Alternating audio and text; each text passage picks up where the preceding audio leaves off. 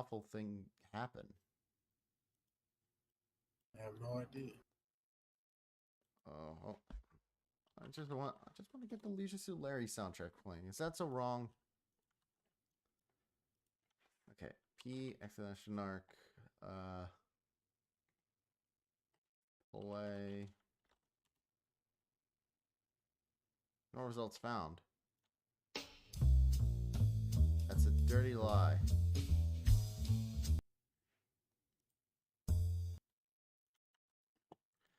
Okay, P exclamation mark play. Ah! Fine. Whatever. No music. The music box can go fuck itself. Yeah. Also, hi everybody. I'm Uncle You, and I'm doing an animation stream just because I got some stuff I need to work on, and I promised to stream a bit ago, so wanted to. There's person number Tree. Hey, battery. Hello. Hey. So, hey man. I'm doing good. I'm doing good. I'm doing good. What's up? What's up? Yeah, sorry we didn't get to play Scorn tonight. It's just I got some animation work I need to do because I I got guess maybe. I mean, we're doing the drop pile on. No, not drop pile. disgusting. Disgusting. McGinking. You almost got it. Disgusting. Yeah, disgusting. On Wednesday. Have you started the stream yet? Yes. Oh. Why is that a problem? No, I was just wondering. It's all good. Yeah. So to quickly explain, I'm one is I needed to do some animation work, and I thought, oh, I can just oh, that's no biggie. I can just easily fucking just do the stream and then do whatever I need to do. But apparently my dad needs a ride to the airport tomorrow, and it's rather early in the morning, unfortunately, so I gotta do that. Lazy. Yeah. So when are we gonna do Scorn? Next Sunday? Yeah, probably. Okay. Well, although it, especially because you gifted me the game, I'd be unfair. You're welcome. I can't wait to the part where you get to the penis pump. That is not a joke, by the way. Lovely. But yeah, I should also go. Also, my chair is moments away from collapsing underneath me and impaling me to death. So. Oh dear. I ordered a new one on Amazon. It's coming over either the 19th or the 24th. Cool. Yeah. Can I got a word of chair advice for you and anybody else interested. Do not I'm currently doing a belt. What? Do not get quote unquote gamer chairs. I am not getting a gamer chair. I'm just getting a regular office chair. Yeah, no, that's what you want. Office chairs are made for sort of longer term sitting. Gamer chairs are just hollow. They fall apart eventually. Yeah. Oh, actually, real quick, gotta turn on the fan. A little bit stiff all in here. Stop it. That's yeah. What else?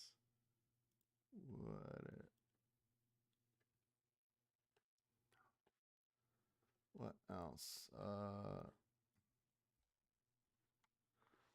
What else is going on? Nothing much. Well, what about you, Battery? It's been a while. Well, I've been mostly doing my own thing.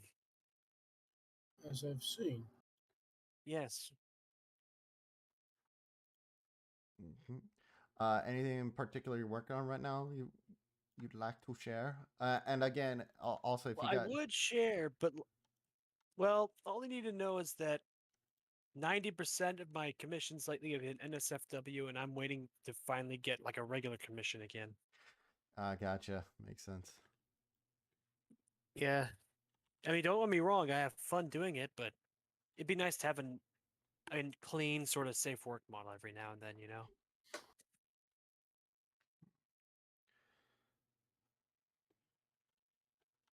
Uh,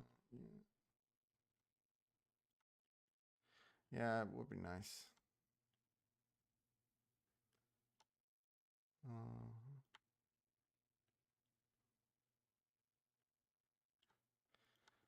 yeah, it's all well and good. Just doing my thing. It's all cool and epic and good.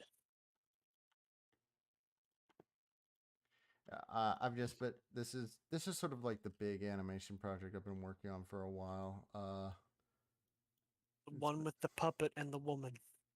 Puppet. What puppet? Wait, I thought the guy was Oh, like a, VC. yeah, him. No. I'm gonna pick that up. Sometime I want to say next year. It's just that I Is have this been. something else? Yeah, this is something else. I've just been clogged with projects lately, Ooh. so just wanna. So Also, Jeek and Stove are in the vagina house looking to get in. oh, are they? Yeah. Allegedly. Shall I add them in? If you want to, it's not like we have any trajectory for the stream outside of chilling out. All right.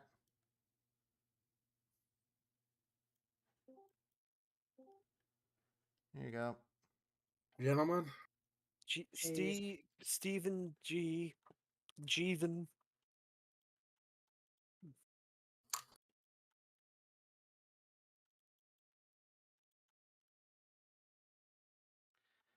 How's it going? Doing all right. that's going all right. Doing some I'm doing it animation work. good. I'm doing relaxing work.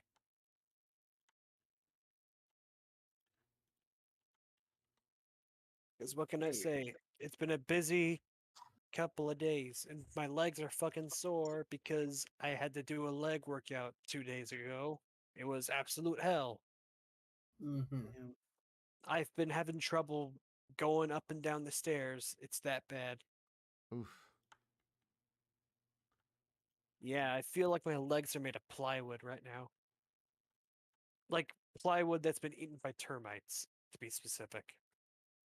All right.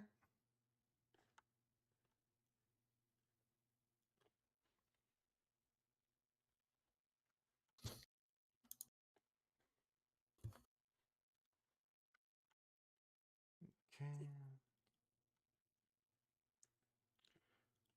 Uh, But hey, it's better than having COVID and coughing up blood, I guess.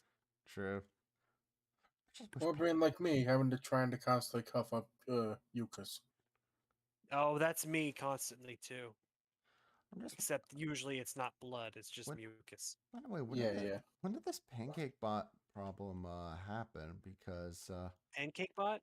so for Yeah, for what? some reason, the music bot is refusing to accept YouTube links again. Oh, Because fuck. someone between Regulator. Discord and or YouTube, they're being pieces of fuck ass dick. Mhm. Yeah, I I really noticed. yeah They're being a bunch of crapoids, I see. I don't get it. It's actually and it's a shame because Pancake was one of the last remaining bots. Last It remaining. was one of the last bastions of American freedom on Discord. Yeah. I just don't get it, man. Oh, What's the name of that horrible person who's running YouTube right now? Susan. Susan. Susan. She's got. Wojcicki. Yeah. She's got. Susan Wojak.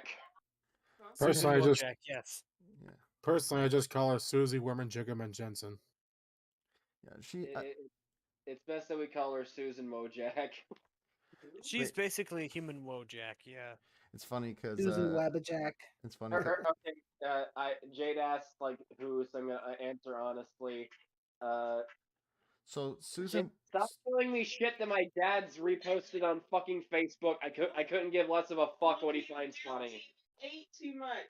I don't give a fuck if he ate too much. That's his fucking problem.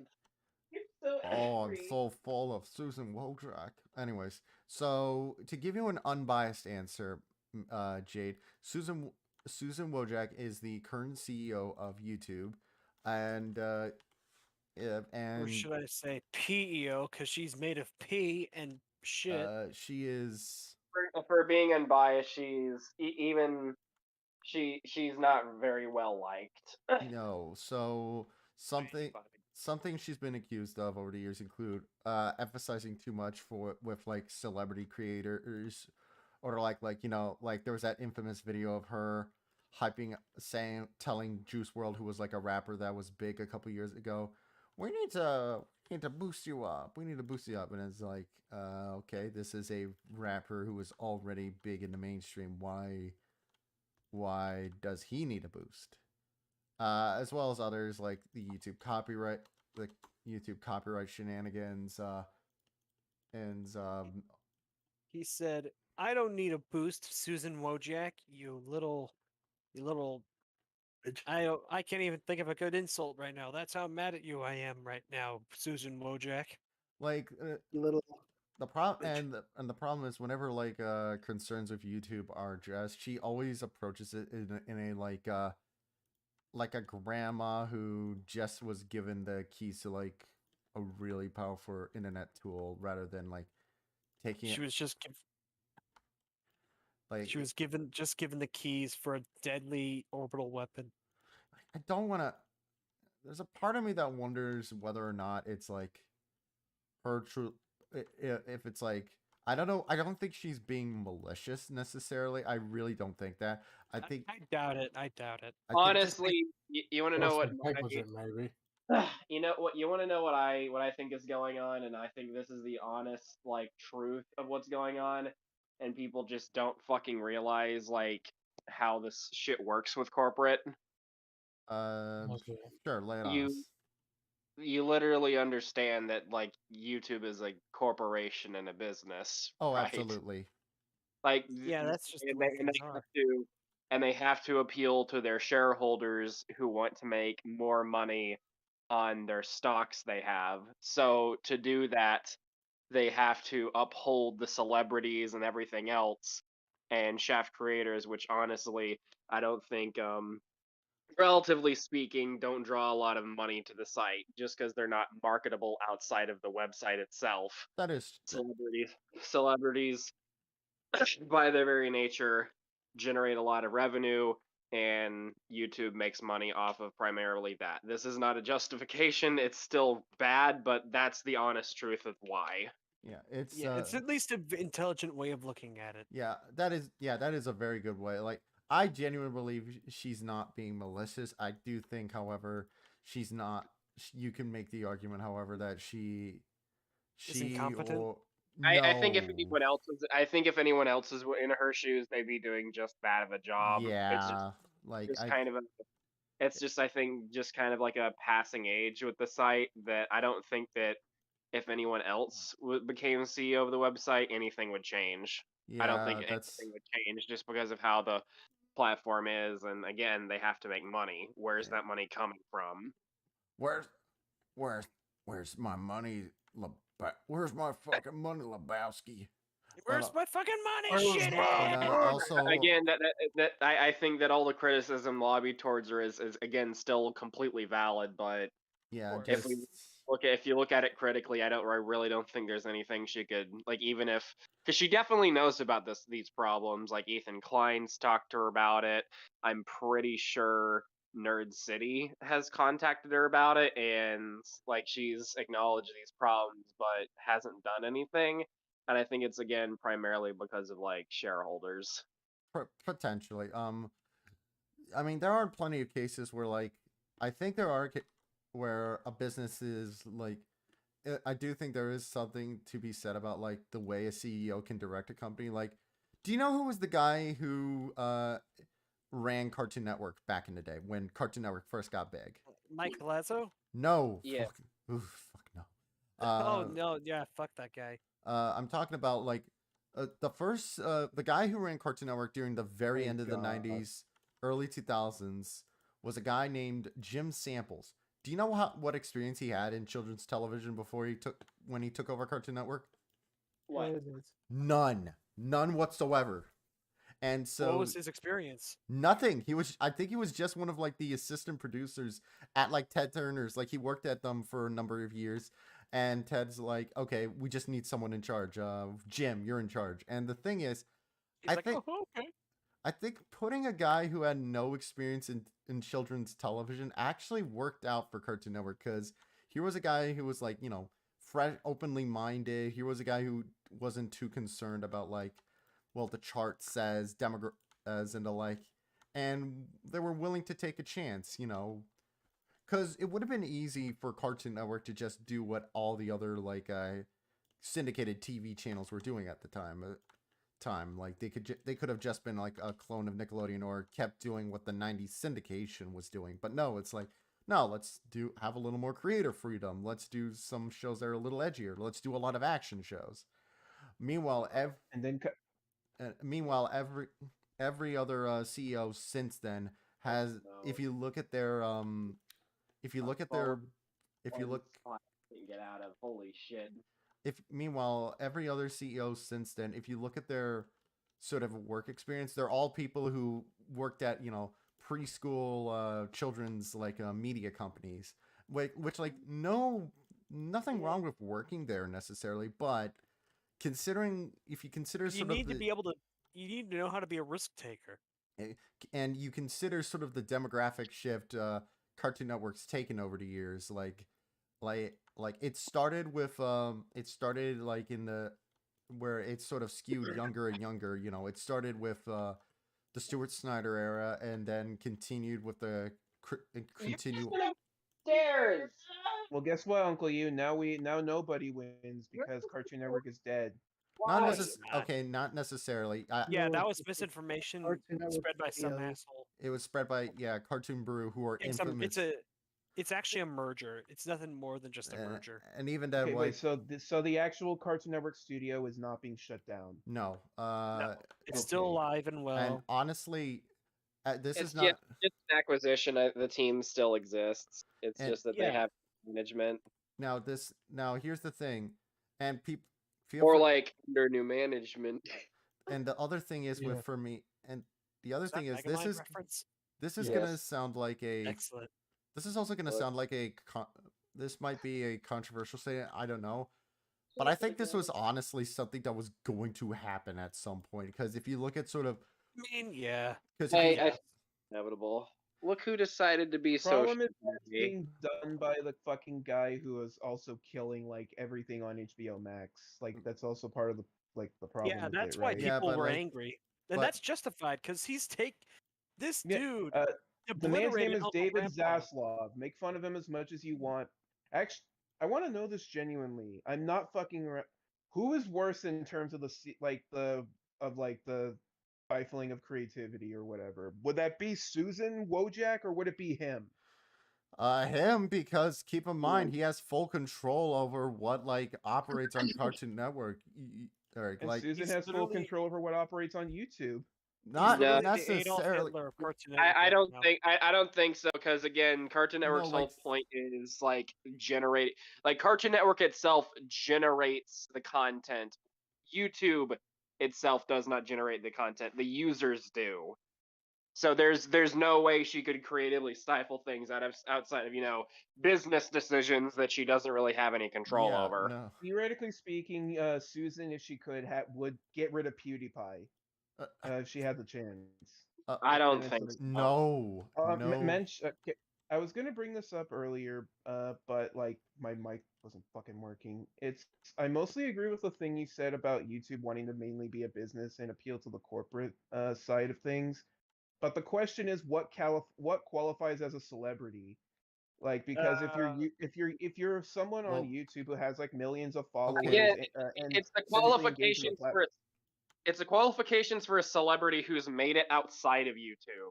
Somebody who Yeah, has like- some kind of platform outside of Like- YouTube they can also make money off of, even if it's like another social media site. They can latch onto that and gain revenue from it. Like keep in mind, It's just marketing. like keep in mind that like It can like okay, if you want like an example of how of like this in action, look at Filthy Frank.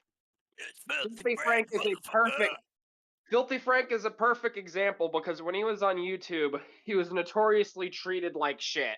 Like his content would constantly get age restricted, whether that's, justified or unjustified. It constantly Sometimes be it was. demonetized. Famously, he apparently never made a single dime off of what he was making directly from YouTube's revenue base at all. However, when he became Joji and he started making his record labels and stuff, suddenly it catapulted him to the top of the charts, and he consistently on YouTube has like hundreds upon hundreds of millions of views on his songs and makes millions of dollars, I'd say, on YouTube alone. yeah. You know who else? You know who else does All that? about Post Malone. marketability. Yeah, and then but before doing so, he split his soul off at the Filthy Frank too. Yeah, but the other thing is, also like keep in mind while a lot of YouTube and like big name Twitch streamers are big in their stream on their service, like they're still kind of in a bubble. Like for example, Ninja might be one of the biggest Twitch streamers around, but there was But that That's but, so but he's cringe. only the Twitch streamer. Like, and he has merch. But who cares about Ninja? yeah, Yeah, he's no, like fucking Like cringe. legitimately. Manja. Like- I thought people just know. I thought people just recognize him now as a talkie salesman. no, He like sells talkies. No. Yeah. Well, again, though, that's the thing. You never hear about him. He's not that marketable. He's marketable on like his Fortnite stuff into like some really niche stuff. And I say he mostly gets his recognition off of like the random products that he managed to get put on. But That people don't stupid buy the flossing product. shit. People don't buy those products because his face is on them. yeah, They no, buy those products for those products, and it just so happens that he gets his might get some new viewer base from that product. yeah, I like think he's a pretty if you he's a pretty forced e-celeb, all things considered. if you want like the epitome of They buy a talkie and they're like, oh, what the fuck is this guy doing? Then they grab the eraser, scrape his face off, and then eat the talkies. no, to put things in Who's this perspective, cringe motherfucker? he was on like Dick Clark's Rockin' New Year, which is a Oh yeah, he tried to make everyone floss with him, but nobody did. yeah, nobody Yeah. did. It was one of Is the everyone rocking in the flossing? Rockin' for a New Year. it was one of the most awkward things I've ever seen, and It was fucking hysterical. It's Like, so pathetic. He's but so it- pathetic. but the funny thing is that is the thing with Ninja. Looking back on it, like whenever, and again, it put things into perspective about like just because they're like famous there doesn't mean they're famous anywhere. Like honestly, most of the biggest Twitch streamers I couldn't tell you about as far as like whether or not they make good content. And in fact, most of them, the biggest ones, just seem like, oh, these are the biggest. Like Controversial. not Yeah, if- not even just for controversies, but like Let's be honest. but like guys like I don't get why people like XQC, Hassan, Pokimane are the biggest, whereas guys like Germa, Rubber Ross, Vine Sauce are doing funnier, more interesting, or Honestly, Even that's Ding Dong. like to call like there's like the true Twitch streamers again, like Germa, Rubber Ross, etc. Then you have I guess you'd call the Keemstar sphere oh, of fucking streamers, where it's Wait. just like pseudo e-celebs who are only popular because Keemstar and all these other pseudo e-celebs fucking circle jerk them into popularity. And the other reason is all because they're in fucking Burbank, California, circle jerking each other. It's fucking gross. Yeah, Yeah, no. Man, can't wait to stop report your saying circle dad. jerk. You sound like a redditor. Wait, no. What? It's What? I'm fucking with you. he It's said fine. it makes you sound like a redditor. I don't know. But like, Because I said it's a fucking circle jerk. No, just the guess- word circle jerk. It has nothing to do with what you said. Circle jerk is what redditors do to each other. I'm making Yeah. fun Oh of. yeah. Anyway, Okay, then keep so on it. yeah, that's so true. Are we but thinking- and whereas at least for YouTube, like there are other cases of like YouTubers like leaking out into the modern world. Like I sometimes see those Ryan toy Logan reviews, Paul. those things getting sold in stores. Although even then, I don't think there are anyone keeping up with the lore of Ryan, and you know they're The not. I lore- think No, they're keeping up the Laura Blippy.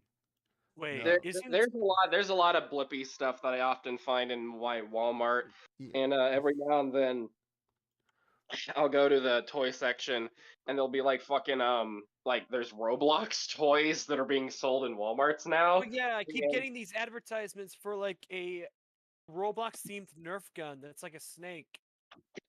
But like a lot of the fucking like Roblox toys for whatever reason are just themed off of YouTubers, and then there's also just like YouTuber like figures now. Oh yeah, YouTube's. The sad thing is, I my problem is Yeah, with there's a Ricky Berwick U2s. there's a Senor Perlo one, there's a Peanut Butter Gamer one, there's a Kid Icarus one.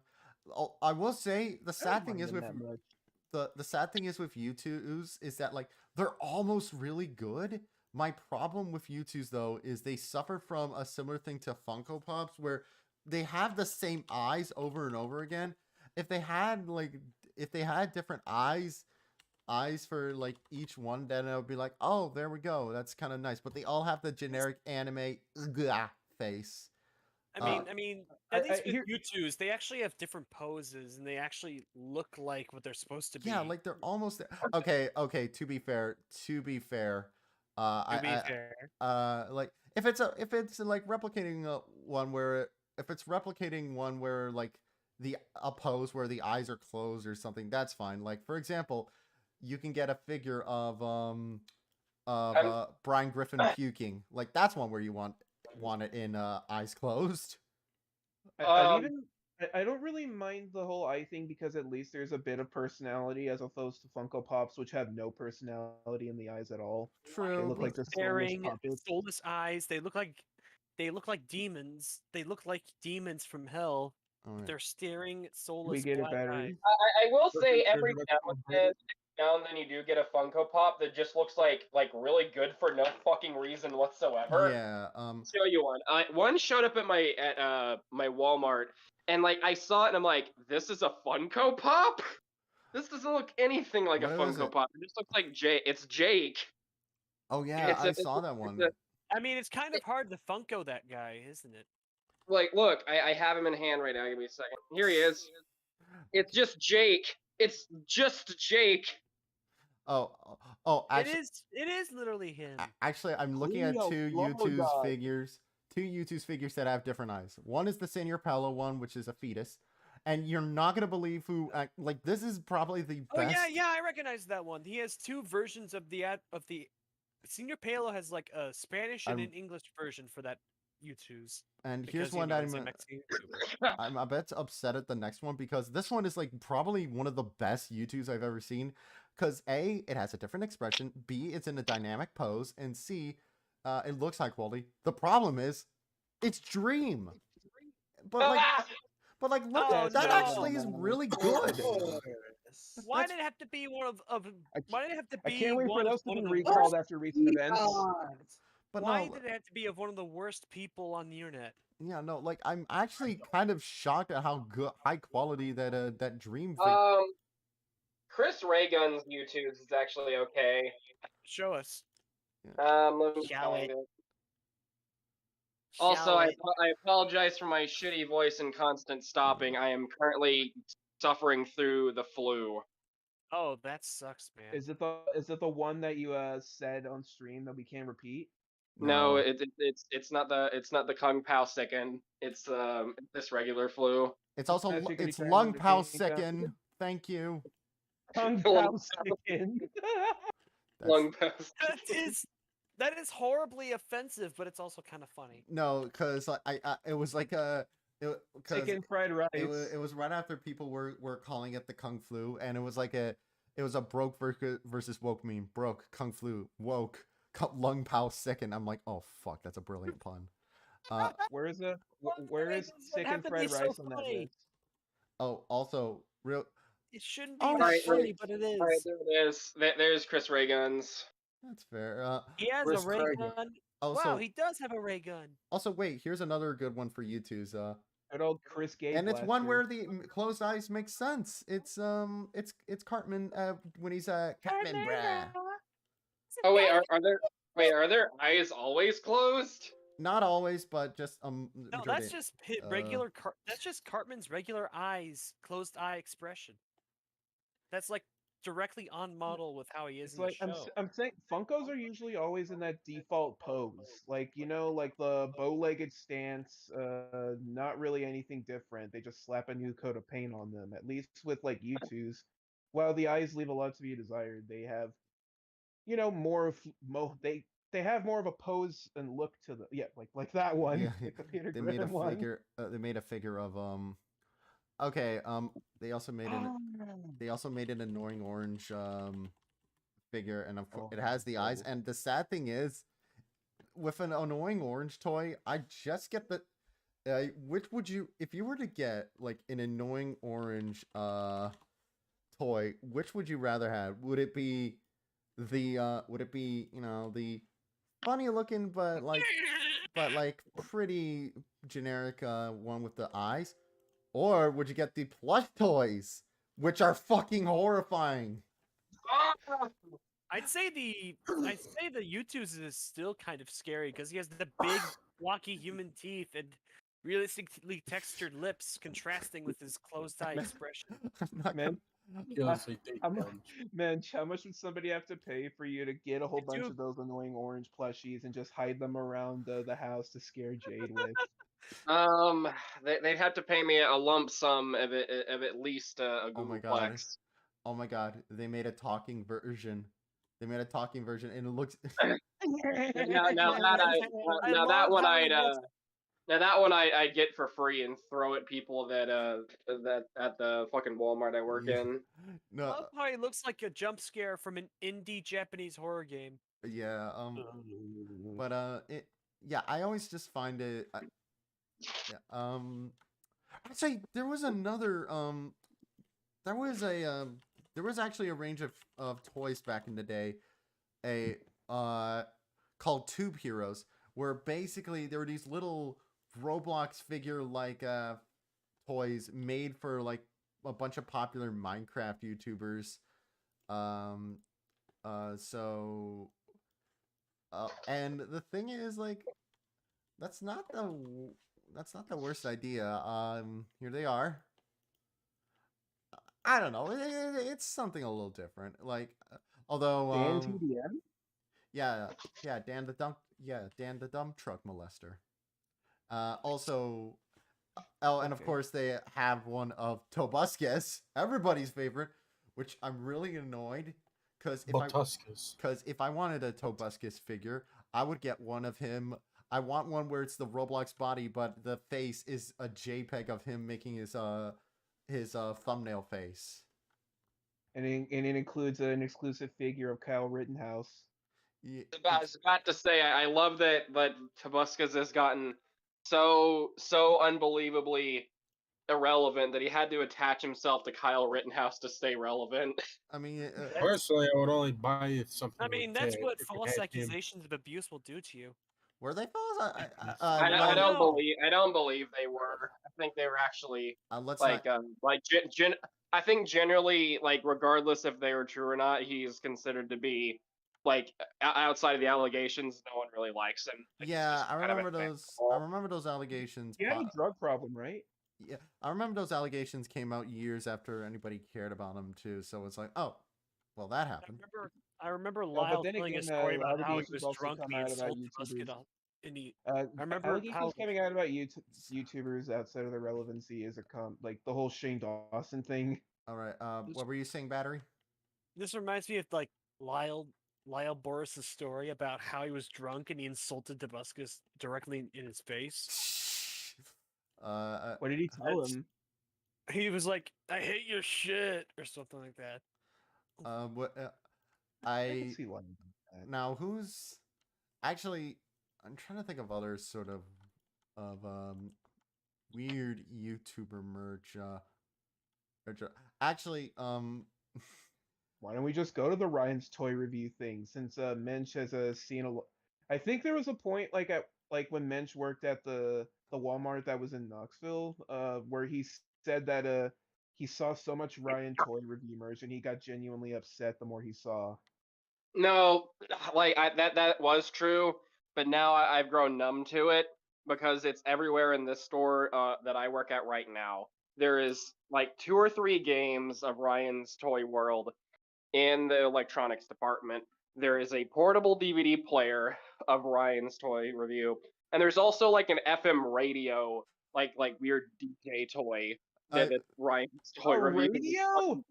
Yeah, a radio, an FM radio, and on top of it is this fucking panda character, like on like a DJ stand. I kind of love And, that. and he has a Jet Set Radio DLC. I love His the very own. Would you believe? I love the idea of Oh shit. of just Sorry, like mate. companies are like willing to plaster so much of Ryan's face onto everything that they put it on like outdated electronics. We're gonna see the Ryan's Toy Review VCR or like or the Ryan's toy the Ri- review laser. Assuming that VCRs will never be sold on the planet ever again. No, they're not. How VCRs aren't being sold, aren't being manufactured anymore. The parts are. Yeah, they're a lost. They're dead. I They're mean, dead if you can keep, forever. Nobody. if you can keep good care of a VCR, you're good to go. Cause I got one. But Or But, like- why don't you cut out the middleman and get one of those VCR TV hybrids? But like all things, it is easier to finite. repair. But then we got Yes, actually, Ryan's toy review. Okay. I saw a review, a video a while back. Someone looked at basically what was for a long time the cheapest TV you could get, and it was like this hybrid of TV and radio. You could find in like Walmart for like $27. And it was this, and it reignited memories because I remember these things being sold in the 7-Eleven, and that's how quality they were. Hold on, portable radio TV. They have a very specific. This found it. Oh, are you talking about like the portable ones? You have like the little antennas on them. Yeah, like the black and white ones that are like a little like really small box. Yeah, they look like this. They are. I'm pretty sure I have one. Yeah. B Grind has one of those. But anyway, yeah. So, yeah. And apparently those were sold well into the 2010s in some stores, and that's kind of hilarious to me because the thing is analog television is dead in most parts of the United States, so those things aren't going to work. The only I think, like, if I remember correctly, the only place left in the US where they're still accepting analog signals is, I believe, Alaska, and that's only because some emergency stations are using them, if I remember correctly. That's pretty nice. What do you mean? Analog? There's no need for analog TV. Can't I just like the format of even- VHS? That's not. I have no what that idea what the means. fuck analog TV is. Okay, anyway. Look, What look. is that? Analog TVs are like the Let's big be brick real. TVs from the Let's be 2000s. real. Outside of the Knows. nostalgia value for a fucking VCR, VCRs are a literal inferior fucking video holding platform. And also, Like, I mean, and well, also, nobody wait, said that's they not what he even. weren't. That's not even what he's referring to. So analog. Okay, so battery. You're about to get some education into. I see an image of one. Are they like the super ultra mega So- tiny TV? So the way is battery They're back. baby TVs. The way is battery. Back in the day, television signals used to be delivered analog, i.e., through wires and cables and etc. But as time went on, TV signals started to be produced in digital.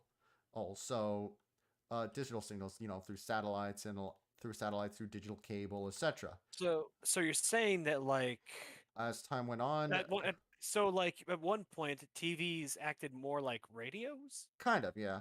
But anyway, and that's why sometimes you saw back in the day people were able to sort of hijack TV signals with Oh, yeah, because the Max Headroom incident, right? the Max Headroom Yeah, where incident. he pulls out a dildo and throws it, and then he gets slapped in the ass by some unseen woman. Yep. But so yeah, that's how TV used to work. But as time went on, analog TV was becoming more prominent. So a lot of countries are undergoing what's called a digital switchover, where they're cutting off the old analog TV signals and replacing with digital, which is not only like more reliable, more reliable and higher quality, but also for a lot of countries, it's also cheaper to undertake because some countries, when they started producing TV shows, those they actually started when digital TV was coming about. So it's like, oh, sweet, we're already well ahead of the curve. In fact, uh, in fact, you can find old ads on like Disney Channel and the like, where they're like, "Hey kids, there's a digital switchover happening, and better let your parents know." Or else you'll never watch Disney again! My he, thing. here's yeah. here. In fact, here's a. Oh, almost shared that in the wrong play. In fact, here's a map of here's a map of all the countries where the switchover is happening. So red means transition completed, all signals terminated. Orange means it's partially completed. Yellow means it's underway. Greens means it hasn't been planned or is in its early stages. And as Burn. Mexico's ahead of Canada. yeah, yeah, yeah, For once. yeah. So as you can see, the only place I can see most of Asia has completed digital signal switchover. Most of Europe has. Around like two four 2/5, maybe 2/5 of Africa have done it. The only place where like the only continent where digital TV hasn't really like gone out as much is kind of in your expected areas, like India or Brazil. Well, and the rest is Antarctica, because, like, fucking Antarctica, of course. There's gonna. How else are you gonna switch over to like digital there? You can only use analog. There isn't much there. well, There's just penguins and skuas and I mean, seals there. I mean, you could. Well, that's the interesting thing is like with digital signals, you don't. No, it's like you can broadcast them everywhere. As mentioned before, you can see several countries on the list that have completed their digital switchover are technically countries in not the best shape, but they were like, oh yeah, Yeah, but they were like, oh yeah, we can complete this, no problem. yeah. There's Um, like 4 whole analog countries in TV Africa that format. haven't made the transition yet. Analog TV format. Yeah, that's outdated. I'm talking more video playback media formats. Uh, like Dots. The little certain. dots are islands, right? No, Yeah, not. Oh yeah, little dots. yeah. But I mean, like, given how like like there's like a weird cultural thing, like right. I don't want to say cultural thing. Fucking ev- everyone's obsessed with 80s shit. So it sort of feels like at some point someone like maybe for novelty will try doing shit with VCRs and VHSs again. Because Honestly, you have those limited release things that have like horror movies being released on VHSs again. There's a, well, the thing is, they're doing that for special collector's editions. That's not like the main release of the film. Like nostalgia only goes so far, man. Uh, It shouldn't be a worldwide. It should be for like like a website thing. Like if you're I'm saying VHSs like shouldn't go away. I feel like in the same way they could continue on like how records are. okay, I can see that. here's the thing with records. The thing is with records, a lot of people like how records sound. They like the fact that like they have All grainy and no, for a lot of people they still maintain no, that. no, it's like honestly though, records do have like a very like they're if you've ever listened to a record, they actually have like a lot of bass to them. There's a lot of like details to the sound that a lot of other mediums can't really capture, especially because it's like actual like hard sound it's producing. It's not digital. It's analog. It's actually it's analog. So it sounds a lot better. I can't accentuate like the actual science behind it, but it's not. Okay, with a It's not a Justin digital Bieber's baby recreation on of. analog. It's not a digital recreation of the sound. It's the sound, if that makes sense. no, that's actually exactly how it works. Because with like a lot of music CDs and digital downloads, it's the interpretation, and whereas with a lot of records, it's just like here's the sound, here it is as is. With like a CD player or like a headphones or whatever, it'll sound good. It'll sound bassy, but you don't get that quality with like a record. Or if you have a record player and a good enough like sound system with a record player, it'll sound like a fucking band's in front of you. Yeah. Yeah. So It's not an it's not it holds up because there's qualities that it has that no other thing can really replicate. yeah, you don't really see that much of a similar nostalgia throwback, or even like a collector's boom for things like for other music formats Do you like think It's anyone it's like that What tape. like It's 8 that tape. tracks? has cassette. anyone ever tried doing record versions of Gangster's Paradise or anything like that? Yes, you can get Oh, vinyl. There's wait, hold up. There's like all sorts of like records for like modern music. Like it's like they sell a bunch of Gorillaz albums at my Walmart that's in fucking record form. Yeah, And if I had a record player, I'd fucking buy them. yeah. That would be So- cool. And the same way though doesn't never mind. It's Well, just I maybe it's a personal thing. When I hear VHS tapes, they have like a certain like low fidelity buzz noise in the background that I find really relaxing. that's And more of an aesthetic thing than a practical use though. Yeah. yeah, I know. Yeah. I'm saying it should exist for the collectors, but it shouldn't really be like shunned away. I mean, of course not. I mean, no one likes the And idea of like tech being necessarily shunned away, but sometimes it's just time to move on. Like like why Japan don't you read? Go ahead. like Japan recently finally like they were like, "Hey, you don't need to submit government files with floppy disks anymore." Or Wait, how long were they doing that? for a long time actually. Really? Yeah. I mean, Can use floppy disk still? They used to, but not anymore. yeah, They stopped really recently, from what I understand. yeah, Japan, you used to be able to submit if you didn't want to submit government files with if you didn't want to submit government files with what was it? If you did through the mail, you previously what you could do was submit it via floppy disk. It kind of made sense.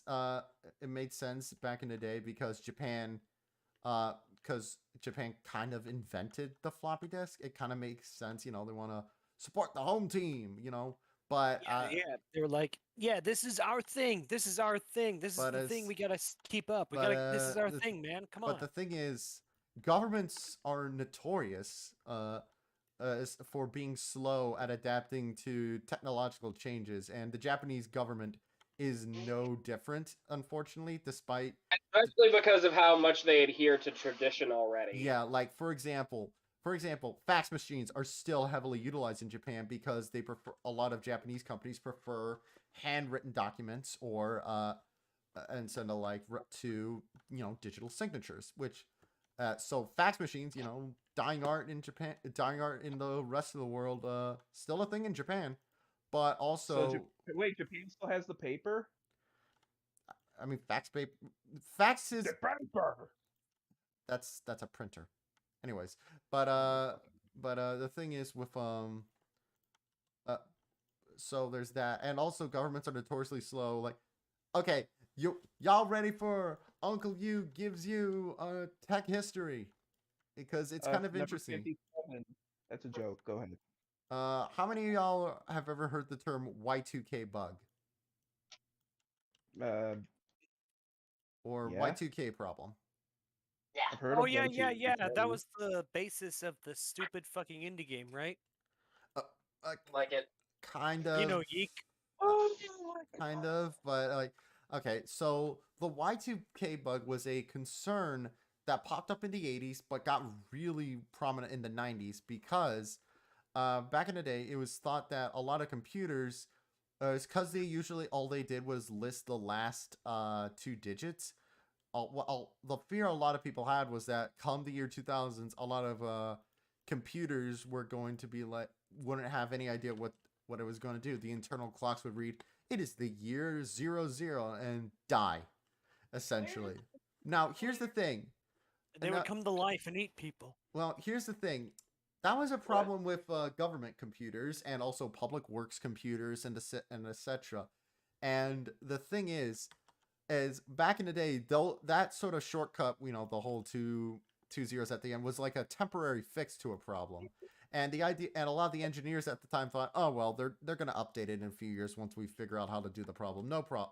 That's no worries. But then good old government bureaucracy got in the way, and they never were. And that update needed to happen soon. And so there was this giant global Y2K committee where everybody got together. It's like, all right, time to update your shit. But here's the thing, Y2K problem. You heard a lot of buzz about how like, oh, it's gonna affect our home computers too. In fact, Best Buy used to sell computers with a sticker warning, and remember to turn your computer off before on New Year's Eve on. Hold on, let me, like this is people thought, oh, it's gonna affect our home computer too. No, it was only a problem with like government computers, public works and the such. Only the government computers will blow up and either blow up / come to life and eat everybody. And you know what the sad thing is? The Y2K committee did their job and did their job beautifully. So much to the point that when Y2K passed and nothing happened, a lot of people thought it was a scam. People were like, "Oh, we got scammed. It was all a lie." It's like, no, it was a legit problem. It's real. It's just that it wasn't gonna. It was kind of a non-issue. It was gonna affect your. It was not gonna affect your Packard Bell. It was going to. It could have actually fucked up like public works computers. It could have fucked up government databases or power systems or the like. How would it exactly would have fucked it up again? Would it cause it to break? Yeah, essentially, it would have caused a problem where the government computers would have seen, it's not the year 2000, it's the year 1900. Oops, I can't work no more. Bye. Stinky. Yeah, essentially. Although, you want to know something funny? A workaround some engineers found is that for like code, what they would do is essentially trick the computer. Lay it on the fucking counter. What are you talking about? How do you make sushi? I'm gonna turn down Mensch a bit. They would essentially trick the computer into thinking it's like 1980, and then once the year 2020 hits, it would like kick in. And funnily enough, because the code for the WWE games for a while was so outdated, when the year 2020 happened, WWE 2K20 crashed because it was based on that old code. Fuck, man. Yeah, they fixed it. Well, mind you, it doesn't fix how not very good 2K20 is, but it is kind of funny that it has. Wait, are you saying that it's a broken game? It is the worst WWE game so far. Like in a few Wait, what years, happened, maybe. Mensch? Preparing food. All right. I guess there was a little accident in the kitchen. I don't know what you're talking about. Trying to make sushi. It's fucking being frustrating. It's all good. I had to turn you down a bit just because. Shut up. Okay, fine. No, I'm telling Jade to shut up. No, I won't shut up. You're being a big baby man right now. Shut up. You haven't squeezed anything out. You have no room to talk. What? What? Wait, are we talking? Wait, what are we talking about? Was that a pregnancy joke, Steven? Was that a poop joke? Was that a That was a poop joke. I thought that was. Moving on. Anyways, so with yeah, that's Anyway, that's sort of but no, like governments sort of not updating their shit is common. Sometimes it makes sense. Like for example, like some U.S. Nuclear codes and the like, or like high defense codes are actually stored on floppy disks. And when I say floppy disk, I'm not talking like the everyday kind. I mean the giant fucking kind of floppy disks. Like The ones that go. no, bigger. There's Why ag are you doing this? What do you mean? like here's a What are you comparison of different floppy disk sizes. being Is really, really That's this the big one. uncooperative? What do you mean? Like you're like trying to one up me. I'm not trying to one up you. I don't know what you're talking about. Who just joined and left? I think This Patrick says he's having trouble. I showed you Oh. we can do. I didn't say we couldn't do avocado. I'm saying I didn't have a workspace to work with. We don't have another mat. We don't have anything. It was just a counter. You right? Yes, you did. Thank you. I'm just saying we should have put their like cutting board down or something, and we don't have the space. On the whole Y2K thing, I actually remember that there was a Dilbert episode about Y2K. Yep. I mean, from and- that. From the show. There was a Dilbert cartoon that was actually pretty good.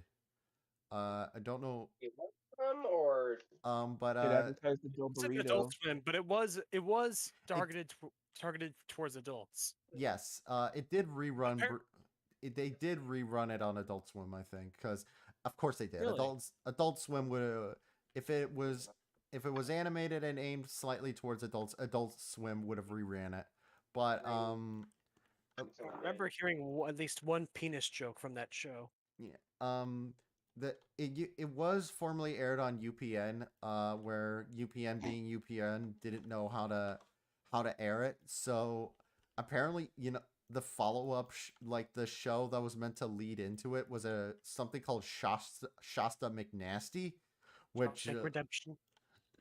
which just the name Shasta McNasty just yeah, that sounds like doesn't sound interesting.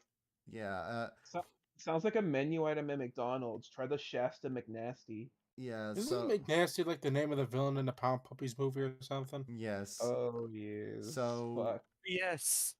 No, UPN for a while were known as that Star Trek channel that also constantly had troubles finding an identity. Like Don't- the like you had like The Secret Diary of Desmond Pfeiffer. or the classic Homeboys from Outer Space.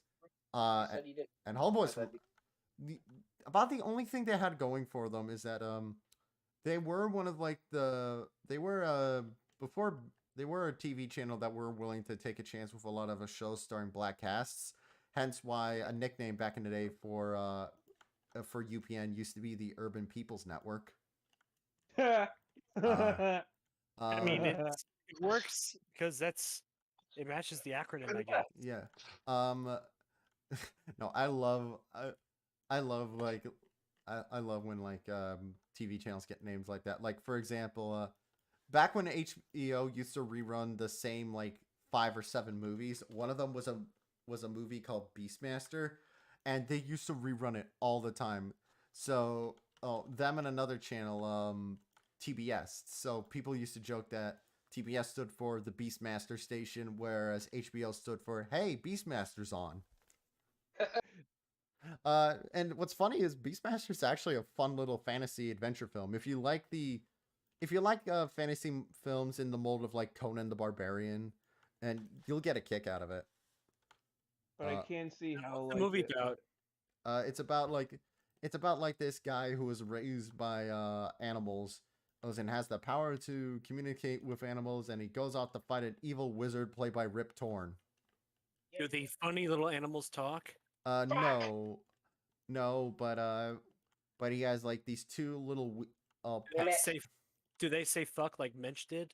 no, Oh, it's one of those adventure movies that takes place in the desert a lot because it's super cheap to film, but it's a fun little film. Oh, what was that terrible movie with the kangaroos? Kangaroo Jack. You wanna No, try no, it? no. Oh, Warriors of Warriors Virtue. of Virtue. Yeah, that one. And There was like a scene where they just played footage of the character walking into a room backwards. Yeah, I I just love. remember the line with the girl going, "It was a life." No, so it's funny because if you look at Warriors of Virtue, it's really clear they really thought that it would be like the next big franchise. They thought it was gonna be the Yeah. next Dark Crystal or some shit. Yeah, and Would you say they were virtue signaling?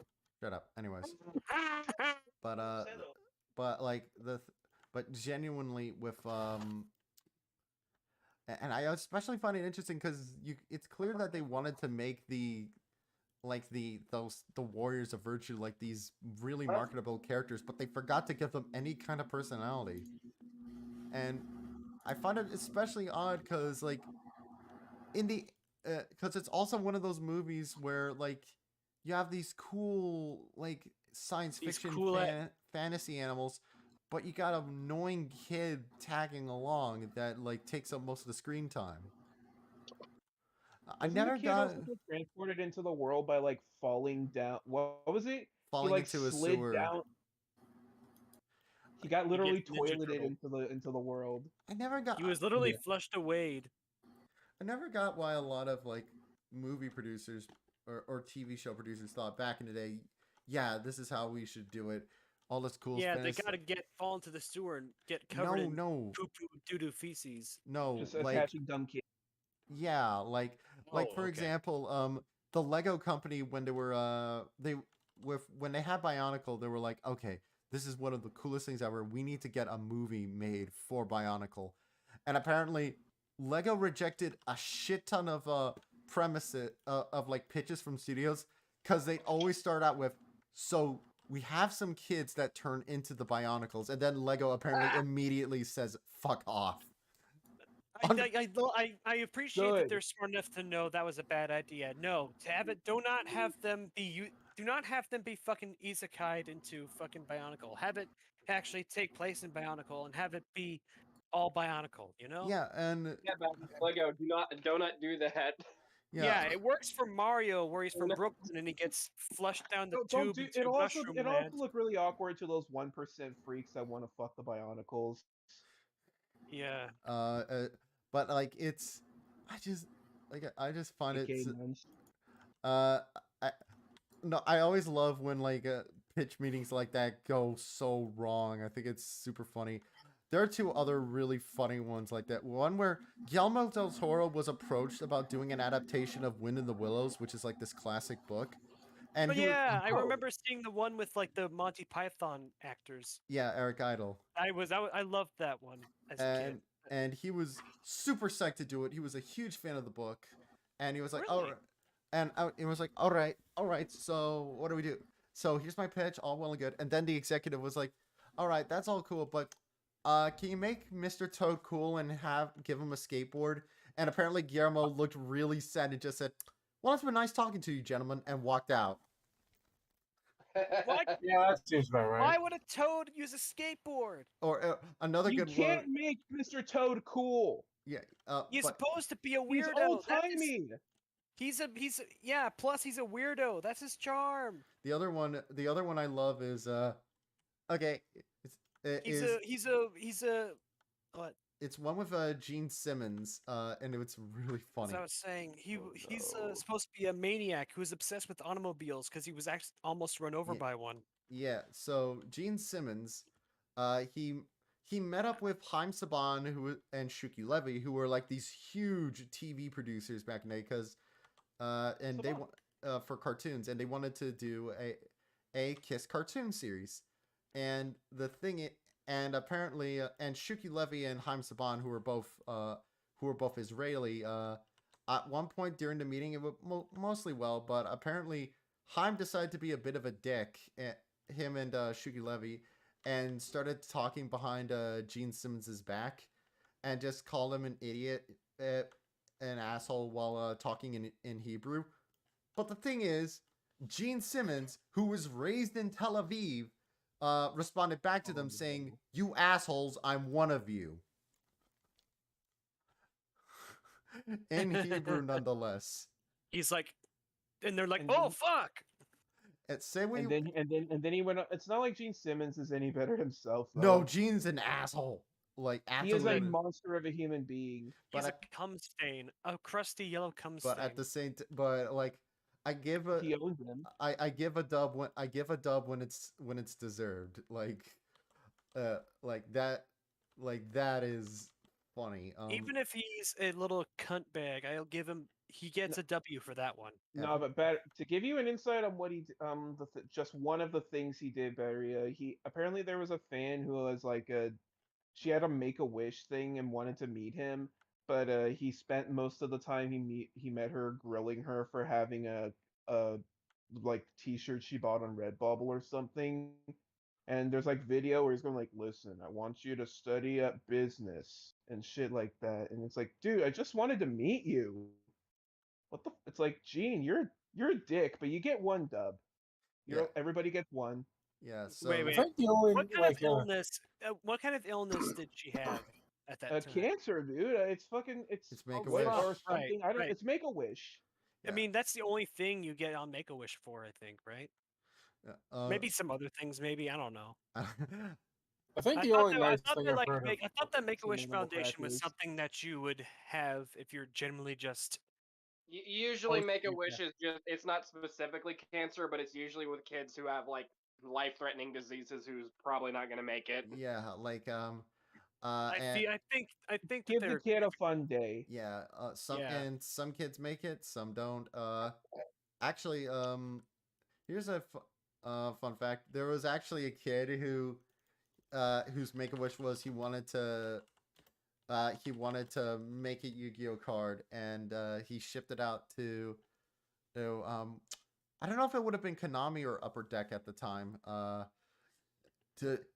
For them to make a Yu-Gi-Oh card, and what I love about the kid's design is that they made a card called Tyler the Great Warrior, and what's great about it is it's obvious that the kid was a huge fan of Dragon Ball because it's basically Super Saiyan Trunks. Was the card accepted? What's up? Did it become an actual card? Or did they just make art? It's only a one of, but Tyler's still alive and he still has it, and Great. I- I'm happy he survived his little. yeah, kerfuffle. and I also Also, I have a kind of a similar story, but with TF2. oh boy, So I believe it was like, so this kid who was a fan of TF2 did a whole make a wish thing, and he wanted some kind of like tour at Valve. Like he wanted to tour Valve was his wish. And after his tour and everything, the Team Fortress 2 devs like put an item in the game for him. I think it's called like the it's like the skull chilling skull cap, I think is its name. It's one I've of a heard about that kind. one. It's one of a kind, and it's the only item in the game that has two unusual effects. wow. What is it? That's a It- nice it- way to at least pay homage to the guy. So like it had I don't remember the exact effects. I think it's like like a ghoul effect. It's like green and has like a bunch of ghosts and shit. And then it also has a secondary one that makes it shine. And it's the only one in the game, and we know that he still plays the game, and he beat He's so- cancer. He beat cancer because the description of the item says, "I beat cancer." I beat he. The description says, "I beat cancer's ass so hard I got this hat." That is Hey, that is- fucking base. yes, yes, There are actually yes. I'm so happy. I love these cancer survivor stories. They made me so fucking happy, man. Here's another good one. This one actually made me tear up a little. For those who don't know, John Cena, the pro wrestler, currently holds the record for most Make-A-Wishes granted. It's currently standing at 650. Whoa! Jesus, What a Jesus fucking God. champ! And the thing is, a while ago, several of the people John visited over the years, they all decided to get together and surprise him and thank him for all he's done.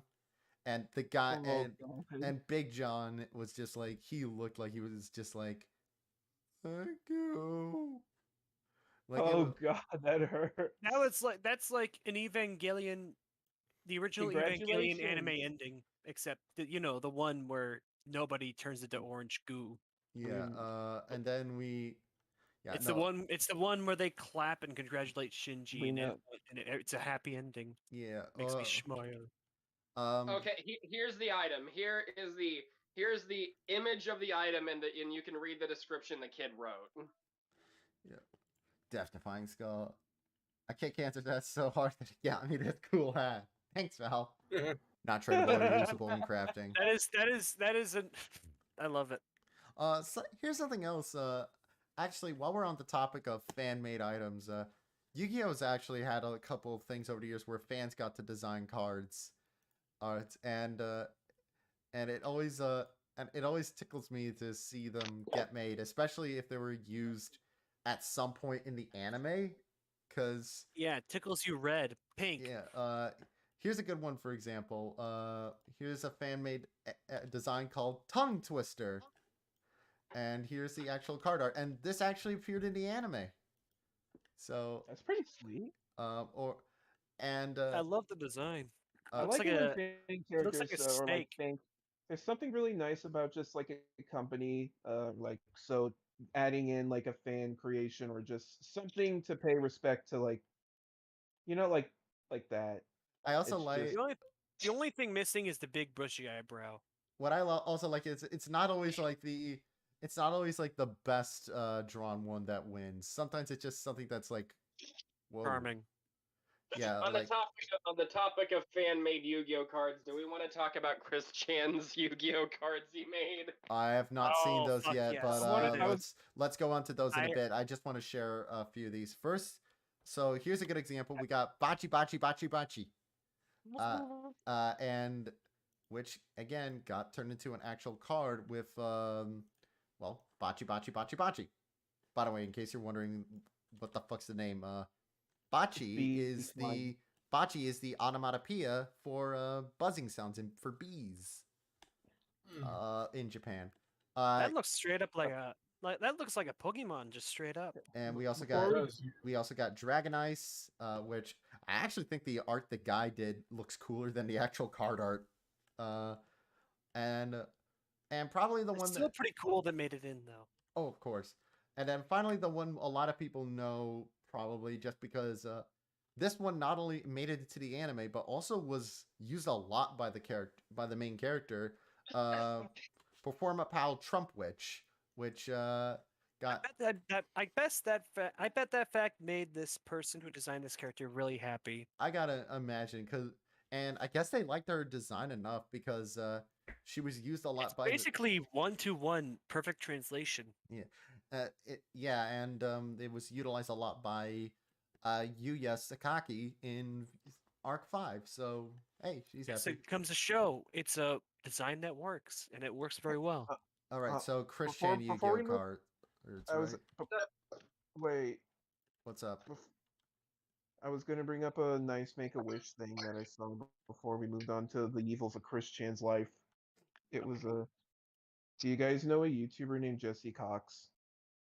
Yeah. Yes. Who's this Uh, Juicy Cox character? What?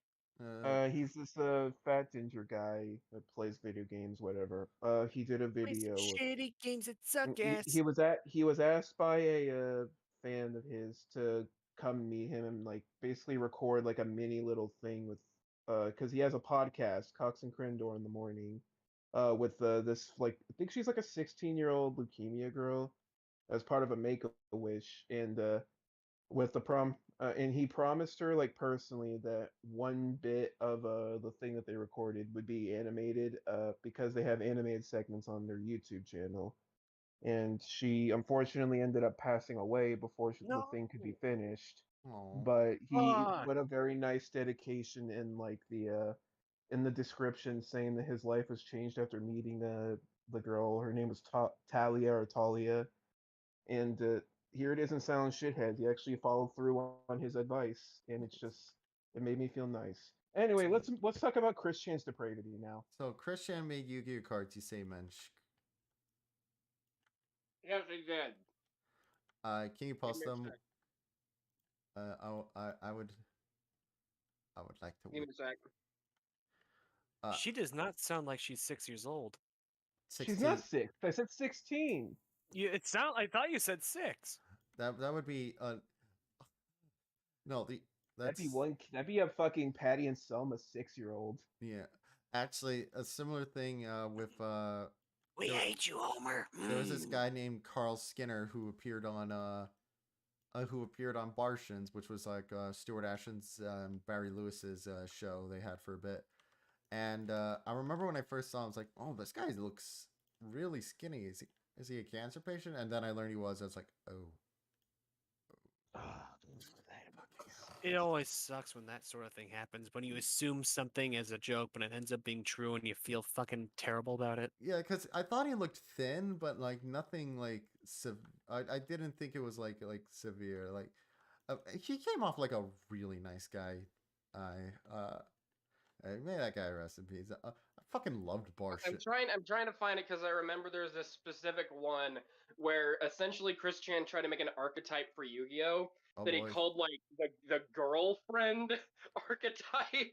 Where essentially What? it was essentially from what I remember, I can't find these cards, but I know I've seen them in Gina Samuels videos, where the archetype behind it was that the monster characters, like there's like the monster characters that were like had all these cool stats, but they couldn't work without their fucking girlfriend accompanying cards. Like Mhm. they had all these like their monsters that had all these cool stats and whatever, but they were unable to work unless you also put their girlfriend card on the field.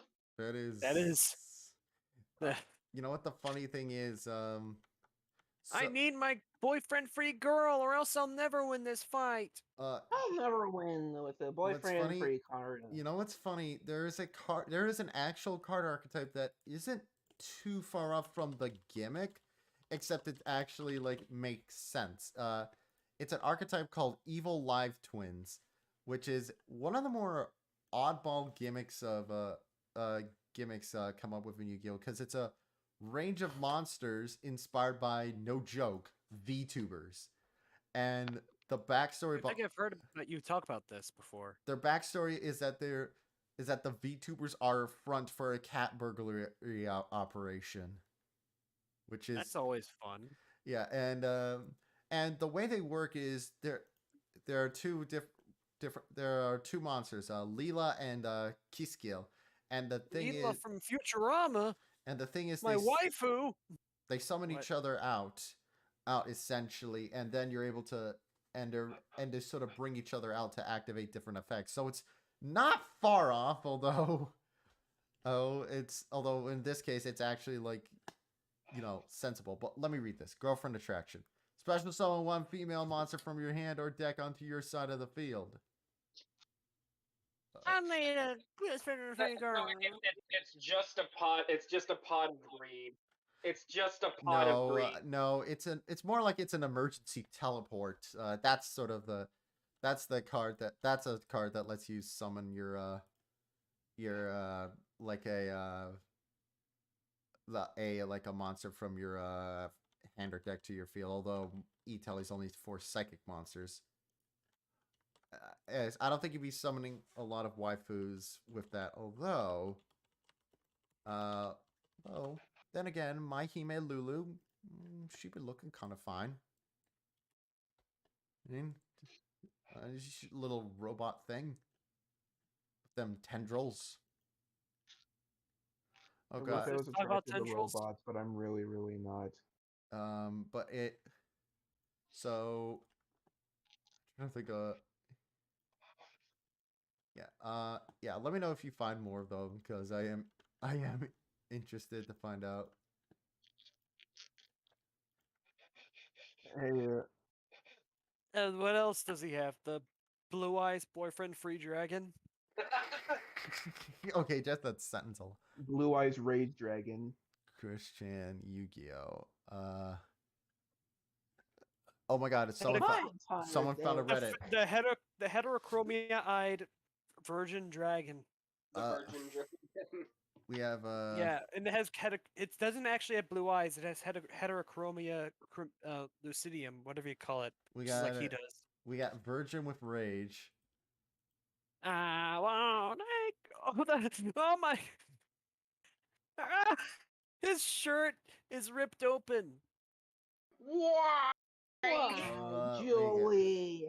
Question mark! Exclamation mark! Virgin with Rage. For each female monster on the side of the field, increase Virgin with Rage's attack by 500 points for each female monster on the field.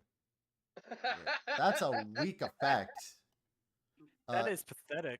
Yeah. This is the incel deck. It's the incel deck. No, the This incel is. deck. I mean, He would fit right in on r/incels the if incel it deck. still existed. The incel deck would be Sky Strikers, but that's for a different reason. That's it. What's with Sky Strikers? So it's hilarious because it was accidentally. Oh God. So like in hindsight, so Sky Strikers is a range of monsters themed around the where basically it's girls with mech suits, and it became very popular. And the main monster of it is Sky Striker Ray, this girl.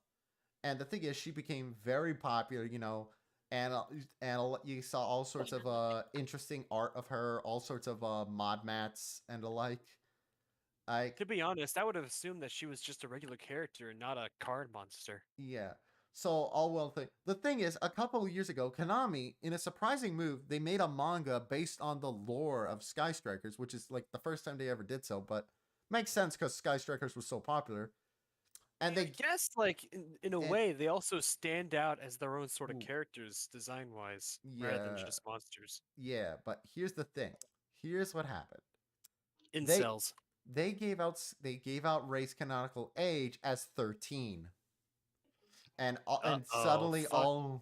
Trouble in and, Paradise. and suddenly all that interesting art that was made of her was like, oh, wait a minute. What do you say? What do you say? This Yeah, that picture probably perfectly encapsulates the reaction. To and finding that out. so the common jokes, and now sort of a common joke with Sky Striker players is people make Pedophiles. yeah, that's like the common joke, like You're a pedophile. one meme I saw is like Sky Strikers failing to use Ash Blossom to change the age of consent or stuff like that. would you say this is an appropriate reaction they had, Uncle You? God. Anyway, let's look at more Well, Chris. I will not explain the context of this emoji. Heaven, do not let's- understand. Let's look at more of these. So next up we got CWC's Evil Glare. Select one of your opponent's face-up monsters. Decrease that monster's attack and defense by 700 points. When the selected monster Call is himself evil. destroyed or removed from the field, this card's also destroyed. Oh, so it's a shitty version of Shadow Spell. Got it. What are? Oh no! You Another- know it's CWC's Evil Glare because it has heterochromia. We also have the Apology Letter. Here. If your opponent I'm so sorry. If your opponent has less life points than you, he/she may draw 2 cards. What? So basically, it's a pot of greed for your opponent. To be fair, that is actually a real card. There is a card called the Gift of Greed that makes your opponent draw 2 cards. It's a joke card. So, all right. Is it legal? Is it banned? No, because it gives your opponent 2 cards. Okay, next we got Trap of Fear. Hey, Jose. You can activate this card during your opponent's standby phase. Your opponent must skip to his or her end phase for the turn this card's activated. Oh, so that'd be banned. Like, You know how like the new Pokemon game finally has an actual convergent evolution Pokemon yeah. called Wiglet. Yeah. Yeah, it's like Diglett, but it's sort of aquatic, I guess. It's based off of a garden eel instead of a mole. Yeah, it's literally called the Gardeneal Pokemon. I love how shitty some of these are. Like this one for Wisdom Teeth. Increase your actually, sadly, those teeth are probably the best thing Christian has ever done. Yeah, because those actually do look like wisdom teeth that were removed. He probably traced over an image, if I'll be honest, though. Or maybe he took a photo of his own wisdom teeth that were torn out of his skull and then drew over it. Oh, I like this That- one. Last one. Curse Yihameha. Oh yes, the classic and iconic one. I like the text. Cursey, I like the text. Oh man, because I have a girlfriend, I'm a big jerk. Well, Use one of your opponent's male monsters and destroy it. this like. She's not. man. Of course, if it's a female monster, it doesn't get destroyed. So Yeah, because like the thing with Christian, he's like a heat-seeking missile for anything. He's a heat-seeking missile that only destroys things that have penises. Let's just put it that way. I like. Again, this entire belief that he had was completely self-imposed. It's so weird with him. Yeah. Yeah. This was. And it's also funny in hindsight because some of these aren't too far off from like actual cards. It's just they're not based around because there's no way they'd make a Yu-Gi-Oh card range where it's like destroy your opponent's female monsters or the like because that's dumb. And also, how would you do that for like generic like dragons or all that? That would literally be like there's no strat to it. All right. There's no actual strategy. It's just you either if you're going. It'd be so stupid. Yeah, because you basically have to look up the lore to make sure. Because, for example, technically speaking, the Blue Eyes White Dragon is female in canon. So I didn't know that. yeah, no, in lore, the Blue Eyes White Dragon is like this white-haired woman who got sealed away and then turned into a dragon. All right. And so how would you? So how would that? Or hell, how would you explain? How would you explain Oracle King? So that's why she has a vagina. Yeah, and that explains the. How would you explain the femboy cards to Christian? Wait. Is that real? It's magic. That's how you explain it. As femboy Yu-Gi-Oh monsters. The merge made them that way. I mean, there's the old joke about Oracle King Diark because all the triple D monsters are called kings and they're all based on historical kings and conquerors, except for They're all Oracle. femboys. Except for Oracle King Diark, who's the only one based on a female historical figure with Joan of Arc. And it's That's not a femboy. You lied to me. fine. I'll look up femboy Yu-Gi-Oh monsters. Happy. Okay. Yeah, sure, whatever. Oh wow. Oh, there is one actually. Shit. Nice. Nice. Nice. Nice. Let me find it. That's not it, Matt. Hold on. Okay, it's No Punk Ziamin. Here he is. What does this beautiful man look like? Here he is. I guess it makes sense. It's a punk monster. The punk range are all kind of funky looking people. All Works for me, I guess. The cyberpunk deck. Nah. Yes. Well, I was gonna. Also, by the way, because of the fucking anime for Cyberpunk, I've played the game and I think it's a pretty good game actually. I just think it's neat. I'm not gonna. Yeah, you can. Yeah, it's cool. You can make your character a man with a vagina. I mean, honestly, I think the customization is honestly like the weakest point of Cyberpunk because there's a lot of things missing that I think shouldn't be missing from a game like that, especially one that hails its customization system so much. But the gameplay is fun. The gameplay is fun, and the story's cool. Yeah. Wait, you're saying there's wait. So you're It saying suffered the New Vegas anime effect. there's an anime called Cyberpunk. Is that connected? Yes, To the it's Yes, Cyberpunk Cyberpunk Edge Runners, and I highly recommend watch it. It's actually amazing. Yeah. Is Made that by the one Treasure. that has? Isn't that the one that has the stupid fucking lolly character people keeps talking about? She's not a lolly. She's just, Yeah, I've heard that like the creators called it a one, and it was erroneous or something. it was either It was mostly a joke. She's not a lolly. She's just a short woman. she's just Yeah, they shouldn't have said it though, because it probably got a lot of creeps' rocks off. You know. no, but like but no, It's like anime. I do think it's People put the ridiculous rocks that off how regardless. me and Jade had a topic about it where it's like there's like a weird line where people will just call like short skinny women lollies sometimes, and it's Yeah, I like don't like that. Don't call it that. Ew. yeah. because Rebecca by all standards is just a short thin woman. Uh, Yes. I my favorite Yeah, just because they're short and thin doesn't mean you get to like fucking fantasize about them being underage, you freakos. my favorite thing about Rebecca is that one shot of her where she's holding the gun at a David and she's kind of making that That scene's like really funny.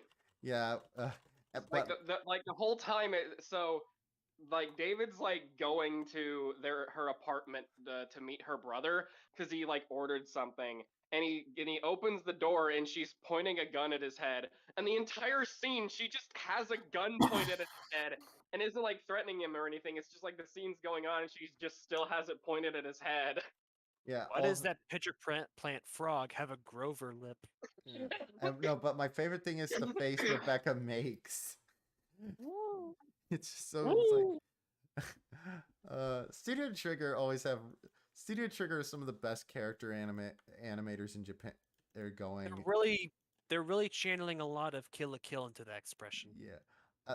But Same people. I'm trying to Yeah, find I this like know. funny like it's like a funny PSA poster that's like some people modded into Cyberpunk where so there's like all these like stupid like PSA posters everywhere in the game, and someone modded one in where it's like how to correctly open your door, and it's Rebecca fucking holding her gun. With that weird face. yeah. Yeah. Actually, what's funny about Trigger is in for those who don't know, Trigger used excuse me, a lot of Trigger used to be part of a lot used to be part of a studio called Gynax, a lot of the same animators. But Oh yeah, Gynax. and what's funny is Gynax for a I while knew they had some sort of connection to Gynax. Only there's a Family Guy next. Here it is. yeah, and Gynax used to be a lot of the best animators in the business. Like you look at any of their character animation and stuff like Evangelion, Maho Romantic, Wings of Hanamice, all of that. They always were fantastic, and they always did a fantastic job. But the thing is, there was a point where they massively, where like a lot of the Gynax employees were kind of fed up with like the poor management of Gynax and left. And there's a point where like Gynax are still good animators, but you could tell all the best stuff left. Now they got them back. Not really. Wasn't there like a corporate takeover? Did they? I don't know. Yeah, I think there was like a giant corporate takeover, which was it's like there was a giant takeover that resulted in that's the reason why we're getting new panty and stocking stuff. Like because apparently Gynax like Trigger got the rights back to a lot of the IPs that they worked with Gynax on, and I think even took a few of other Gynax's other IPs with them, so they can now basically do whatever they want. Interesting. And that's why we're getting another season of Panty and Stocking. That's cute. Which is good because didn't like Panty and Stocking like end off on like a cliffhanger or something? Yeah, where, it ended on I like feel like Panty that just was like the spliced joke. up. I feel like that was the joke. honestly, yeah, honestly, like there's a part of me that like I hope they don't follow up the plot twist of season 2 and just pretend and just go off like nothing happened. They Cut- posted a teaser, and that looks exactly like what's going to happen. Good, because that's right in line with like how they would do that in Panty and Stocking. What if they start off right where the last thing left off, but then a hand presses the button and then everything resets, and then they're like, "What? What No, the it's- fuck happened?" No, literally what happens is the scene is Panty getting reformed from her cube self, and that's it. No, Like it's the shot of her on the ground like as dice cubes, and then just it turns back into her. yeah. Can't you Like a dice freaking video cubes? game. The other one that's funny is or no, actually, I heard one of like the planned ideas for season 2 would actually is actually kind of a funny one. On where basically season 2 would have started as season 3, and it's just like normal routines, and the rest of the season is like them trying to figure out what the hell happened in between. I would love that as an idea. Yeah, it reminds me of like one of the it reminds me of a lot of like one of the like when Spaceball when they were debating about what to do for Spaceballs 2, The one search for more money. yeah, well they were gonna Search for more well money. that was one of the title ideas, but they thought Merchandising. but another title idea was Spaceballs 3: The Search for Spaceballs 2. yeah. Yeah, That been That that would would have have been been a funny. good one. yeah, I love that.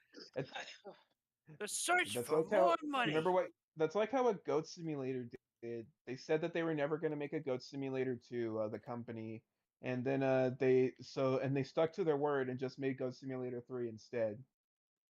That's uh, great. Yeah, I was like Reminds me of confused like when I Just saw Kill that Me. advertisement for Goat Simulator 3. I was like Goat Simulator 3? What happened to Goat Simulator 2? Yeah, Like, did I miss something?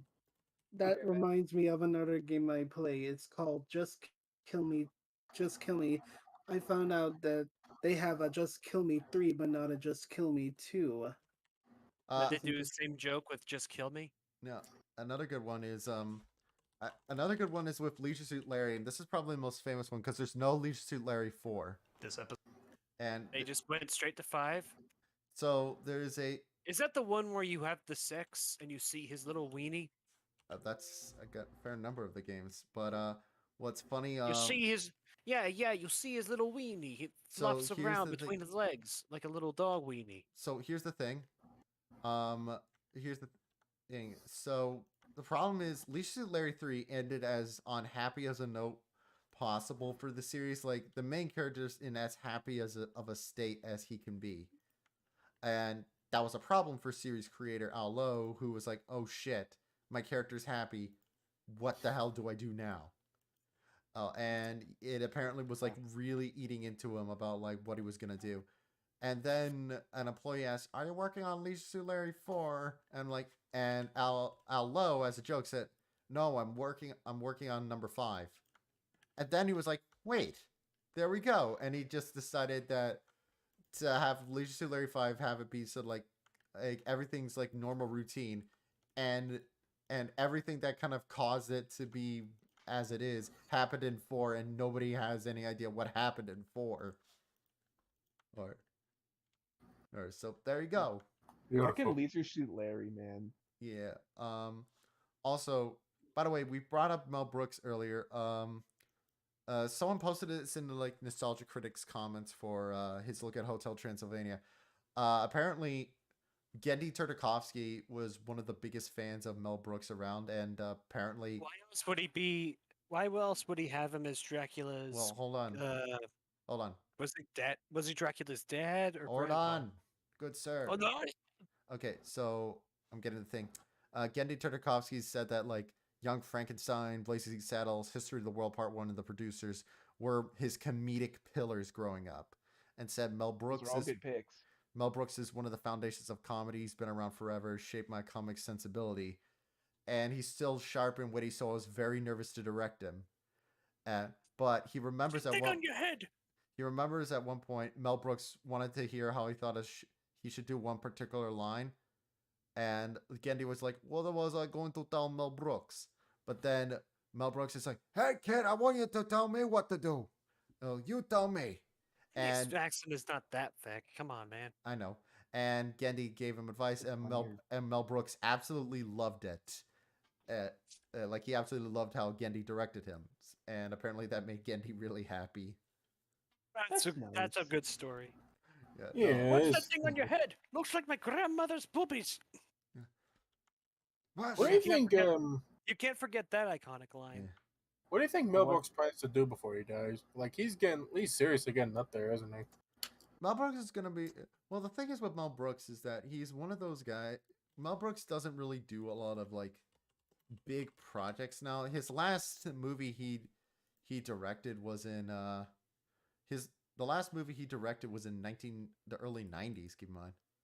Yeah, yeah. Well, what was it? It was Dracula. Mostly does just voice work nowadays, right? Yeah, it was Dracula Dead and Loving It, but he still pops up. He He was Big Weld. he did some voice acting. He did some voice acting in Paza Fury: The Legend of Hank. Oh, fuck Right, off. right. What the weird thing is with that movie is that it's kind of a quasi remake of Blazing Saddles, to the point that Brooks had to be brought on as an executive producer, which is kind of funny. But Here's the problem with that. I struggle to picture a cat saying the phrase "Where the white women at?" yeah, but what's But yeah, I just looked it up. The dude is like 96 now. yeah, and he also He'd say, "Where are the Siamese cats at?" and, and also he and also apparently he acted in an episode of Dora the Explorer. Okay. Okay. Which one is the actual show or the show, live the action movie? show. Well, who'd he Which one? voice? The Mad Hatter, apparently. What? Mad He's got Hatter the and voice. Dora the Explorer? You That's guys want to a- know something? I mean, I know sometimes there'd be things that cross over with Alice in Wonderland, Yeah. but Um. like the Care Bears did it. Actually, here's a fun thing about Mel Brooks for you. Have you ever seen? Have you ever seen like the in like this? He did some voice acting in this and some writing for this one animated short back in the day that actually won an Oscar. Or, What was it called? it was called The Critic. What it was, Wait a minute. not that critic. Anyways, so The Critic, it was a short of like a bunch of abstract art looking all fancy because at that point in time in the 60s, sort of abstract animation was super popular. And basically, Mel Brooks plays a grumpy, vaguely Romanian sounding old man, sort of like critique it. Oh, I get it. It symbolizes garbage. It symbolizes garbage. And That's my Mel Brooks. That's my Mel Brooks. yeah, he was Russian Jewish. There we go. It And it actually symbolizes garbage. and it actually That's also good Mel Brooks. Do a good job, Patrick. and it actually It's because I watched Spaceballs recently. it actually Baseballs, the television set. it actually won an What were you Oscar saying? for it actually won an Oscar for best original animated short, which is kind of interesting because that was before he did The Producers, Get Smart, etc. So You know, my first exposure to Mel Gibson was actually Robots when he voices Mel- Big Weld. yeah, What? You Just said Mel Mel Brooks. Gibson. just, Mel Gibson Mel was- Brooks, fuck! Fuck! yeah, no, That's Mel a Gibson, completely. Gibson and No, Brooks probably wouldn't get no. along. I did. Yeah, no. Why would I compare it to the? Why would I Yeah, compare? one's How did Jewish I and the act? other one, The other one hates Jews. you Yeah, I know. Yeah, Um, the other one's a monstrous anti-Semite. Yeah, I know. he's gotten better. Allegedly. I mean, Man did Hacksaw Ridge. but like I love but yeah, I think that might have been my first exposure to I didn't realize Mother was sleeping next door. I think that might have been my exposure to Mel Brooks too. I'm sorry. What was your Robots? Yeah, possibly. I saw Robots on the big screen. Oh, I never saw it on the big screen. I saw it on DVD. The another funny thing about Mel Brooks is I saw Young Frankenstein when I was super young, and what's funny is when I was first watching it, I didn't realize it was supposed to be a comedy at first, and when I was watching it, I You were thought scared and peeing. I wasn't scared necessarily, but I was kind of getting into it logophically. I thought it was like a genuinely spooky movie with like a more comedic edge, which I think that it does tell you the power of like how good Young Frankenstein is. It's not only enjoyable as a pure comedy, it's also enjoyable as like a throwback to like classic horror movies. Classic horror monster Roll, movies. roll in the hay. Uh, No. Do you guys want to know something else cool about Mel Brooks? That may actually, it's a may or may not be cool thing, depending on how you. His son. Do you know what his son is? What? what? His son is Max Brooks, the author of World War Z and Zombie Survival Guide. That's his kid. Wow. And Uh, now he, believe it or not, makes Minecraft fan fiction. Okay, man. you know what? You know Look, what? I'm very proud of my grandson. He makes lots of good Minecraft fan fiction. It's actually sad because genuinely, Max, I really like World War Z. I like the book. I hate the movie. Just pretend the movie doesn't exist. But the book is good. And he recently did another book a while ago called Abominable or something like that. I can't remember. Is it about It's No some Star- movie. relation to the DreamWorks movie, I No, guess. That's some weird movie where like essentially there's an apocalypse that happens, but it's literally just an apocalypse of Bigfoot. Like literally just a bunch of Sasquatch entities just come out of the woods and start destroying everything, and Okay. that's the whole plot of the book. Can I? Planet of the Apes, except with Bigfoot. Okay. Planet That's of the funny. Planet of the Squatches. Uh, Squatch World. by the way, by the way, Jurassic Squatch. in the stuff I'm animating right now, this has one of my favorite shots I've ever done for animation. Want to see? Uh-huh. Look at my stream. Wait, hold on. I'm losing balance on my broken chair. Okay, play it. Yeah! I know. For this one, I wanted to for like the final set because I know I'm not like the best I'm not the best animator in the world. I wanted to do mess around with like some like funky like shot on here and there. Like Oh no, she killed Hulk Hogan. yeah. By the way, Max Brooks is very handsome looking. He looks just like him. Let me see.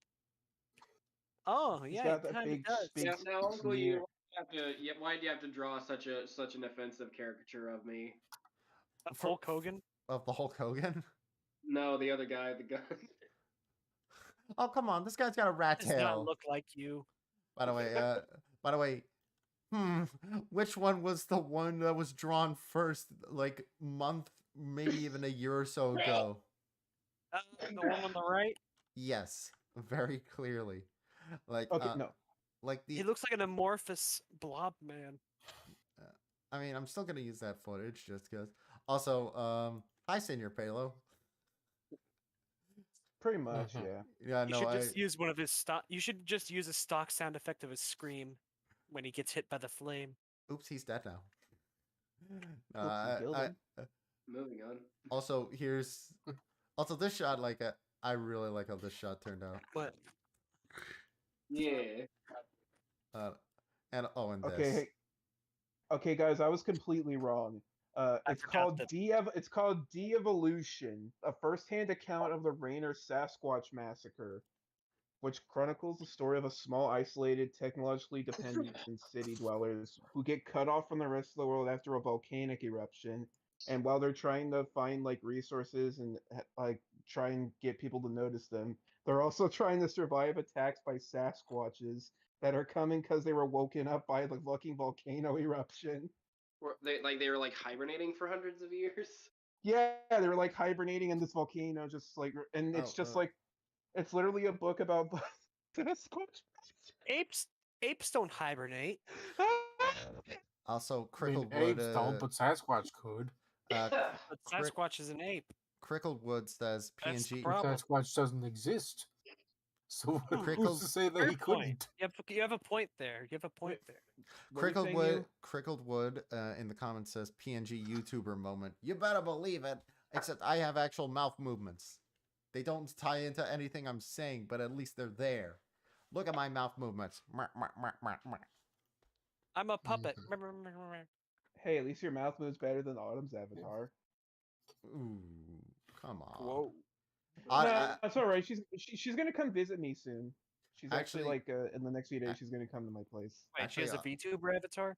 Actually, Yeah. I think it's the same Yeah. software because Autumn. Wait, you have wait. Uncle you have a VTuber avatar? Look Did at I the not show stream! you? Oh wait, you have a I haven't checked his actual streams Okay, hold in a on. while, dude. Hold on. Show me. Give me- Show me this funny little character on this Oh. It's Yeah. like a basic one, but it just adds a little bit of visual interest. Yeah, yeah, and I also made it so that like when I talk, I can do like the funny little mouth movement. Also, He I bounces set it. around. Also, I set it up so different keys can pull up different emotions. So this is my standard one. Now I'm pissed. I'm really pissed. But now I'm Because that's how looking you that. kind react of whenever we sad. talk. And now I'm looking sad. Uh, that's my favorite one. That's the let's fucking go one. I also have one for whenever I'm drinking. You have a drunk avatar. No, as in like drinking. When I'm drinking my Liquid. fluids, when I'm hydrating. I think my Oh, favorite okay. though is the let's fucking go one. Also, I think I kind of screwed up the positioning. So there we go. It's kind of funny because in my typical Yu-Gi-Oh videos, you don't really see my legs that often, and I get. And Shade no fair.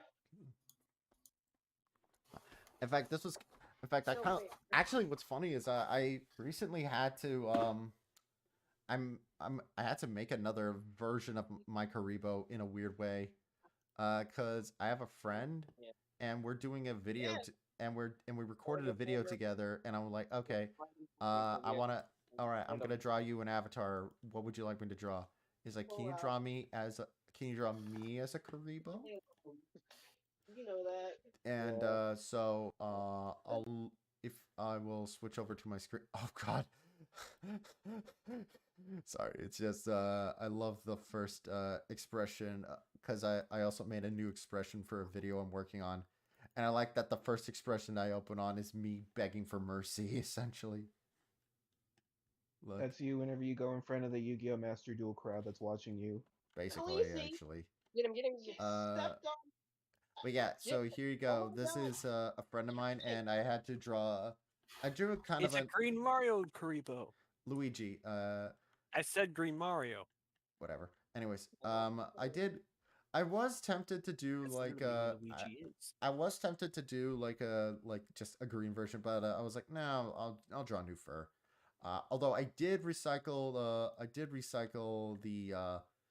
the feet and hands just because it's like, fuck it, those are like a little more stock. Yeah, fuck it.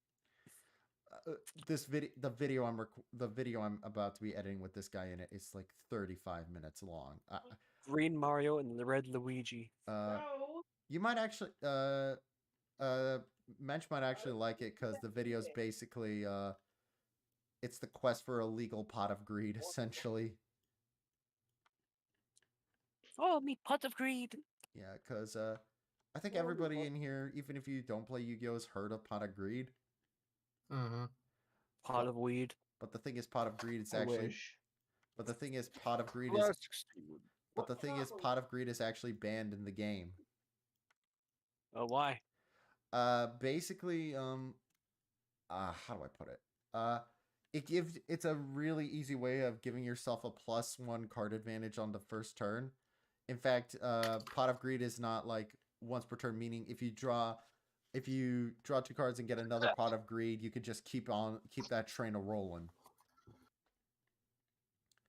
So yeah. So It gave you an unfair advantage over players who did not have Pot of Greed. yeah, and so pot of greed is banned. Actually, that is something I had an idea for a video. I kind of want to do it with Mensch just because he's vaguely aware of the game. I kind of want to do a video where I show him a bunch of cards and like that are either on the ban list or have previously been on it, and he has to figure out whether or not they've been banned or not. So non-Yu-Gi-Oh fan checks the ban list. Yeah, no, you're not allowed to check the list. You gotta like like just kind of decide it off of instinct.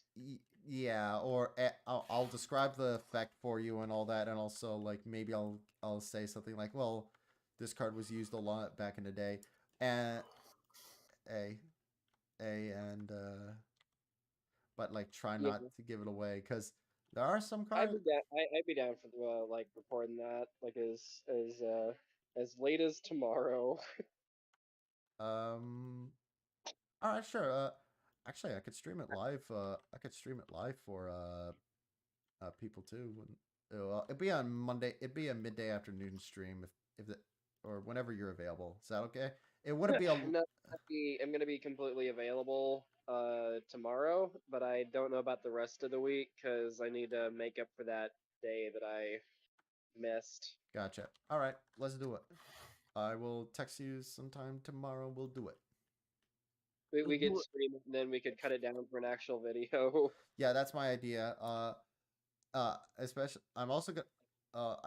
I'm gonna write down some notes just to prevent myself from stuttering. Cause, good fuck, editing down the video I did with that other friend was a nightmare. Because I'm constantly going like Yeah. When are you're I would like to do it earlier in the day because tomorrow I actually want to work on the script because we finally have like a complete idea for what we want with the script, That's and good. to the point that we're finally happy with what we want, but we need Ooh. also find with what we're gonna have happen, if that makes sense.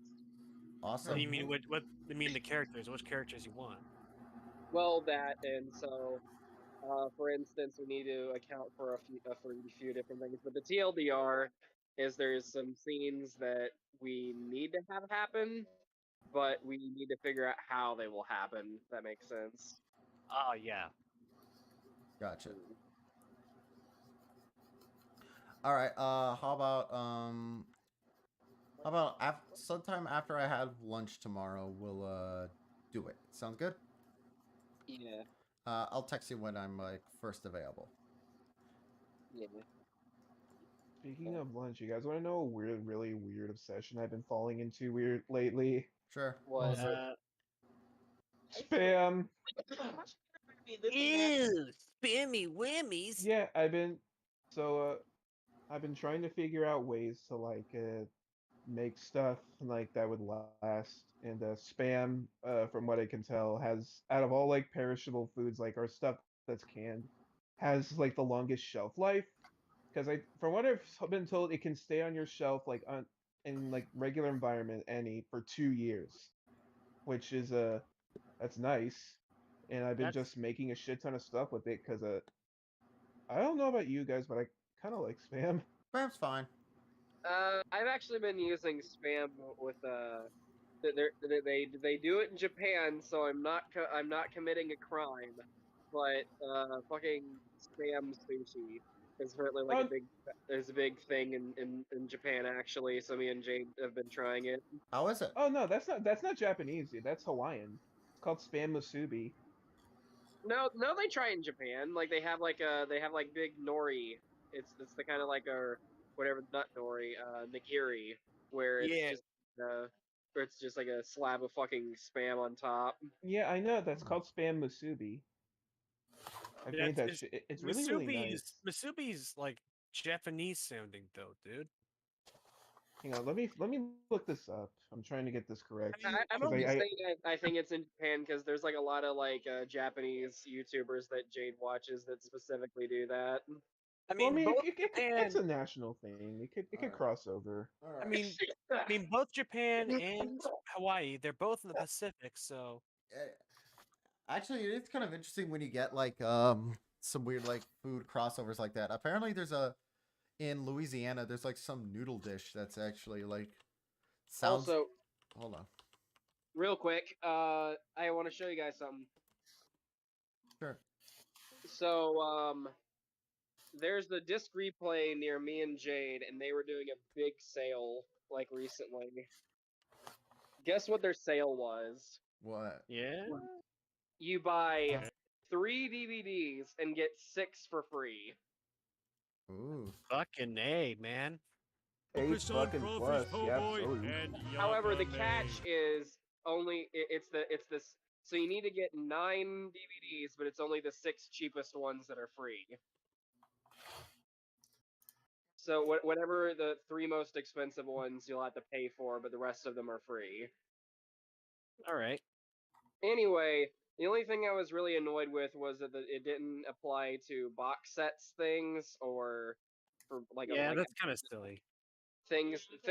A lot of really good Blu-rays, like DVD sets, but a lot of them didn't count because they were TV shows. Or Oh yeah, it was only movies. It wasn't TV shows because there's like a bunch of like they had like a whole collection of AVGN DVDs. I'm like, oh, that's perfect. I want to Wait, get them. they sell DVDs of the Angry Video No, Game he Yes, did Nerd. they that. do. He I did want that for them so years. fucking bad. I had no idea. Some But they what said I couldn't get it because it was episodic things. Anyway, the point stands is I'm about to show you what I got for $10. awesome. Also, I do want to point out real quick, as far as like weird sort of cultural dishes like that. Did you know that there's basically like a Chinese noodle dish from New Orleans? No. Yaka main.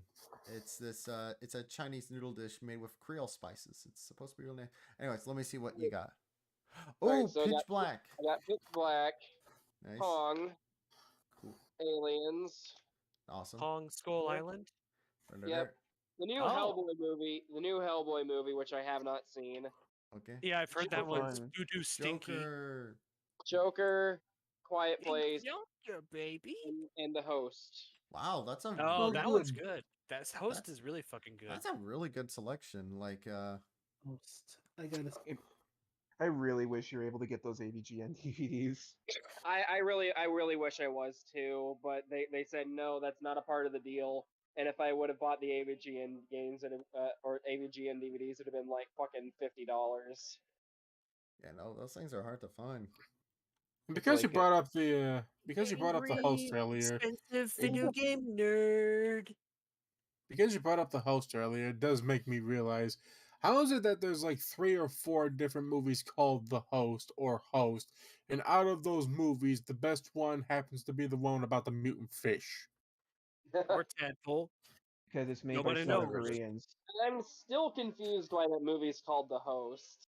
Yeah, It's- me too. I mean, who's the sometimes- host? Is it the humans? Is it Sometimes- the fish monster? Sometimes It's movie supposed to be the producers fish think. creature. Sometimes in marketing and in movie and product development, they think of the title and first, and regardless of whether or not it implies to the actual media or product. Like for example, Culver's Butter Burgers.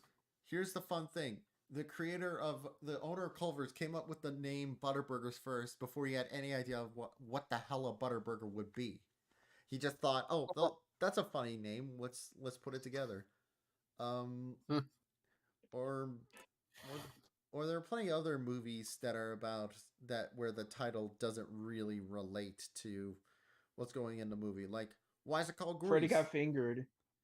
Yeah, Yeah, that's, he doesn't really get fingered, does he? no, and it's, No, he lies about getting fingered, and then he gets taken to the Institute for Sexually Abused Children. or And then he there's jacks off a horse. or Where here's a they good play Anyone- Texas Chainsaw Massacre. or here's a good one for Has anyone actually watched the new Hellboy movie? Because I've been It's avoiding. awful. I've Greatly been heard of avoiding it, one- but oh, here's a good one. I have not. There's also I've been cool avoiding it because it's not Ron Perlman Hellboy, and the guy who plays Hellboy, I don't think did a good job. also from what I've heard of the movie, both from its like behind the scenes production and how the final product comes out, I heard it was shit. real quick, I want to say that there's also a sequel to the old Dark Knight comics with Dark Knight 3: The Master Race. For the record, Uh-oh. that there's nothing to do with Nazism in it. They just picked that name because it would be eye-catching.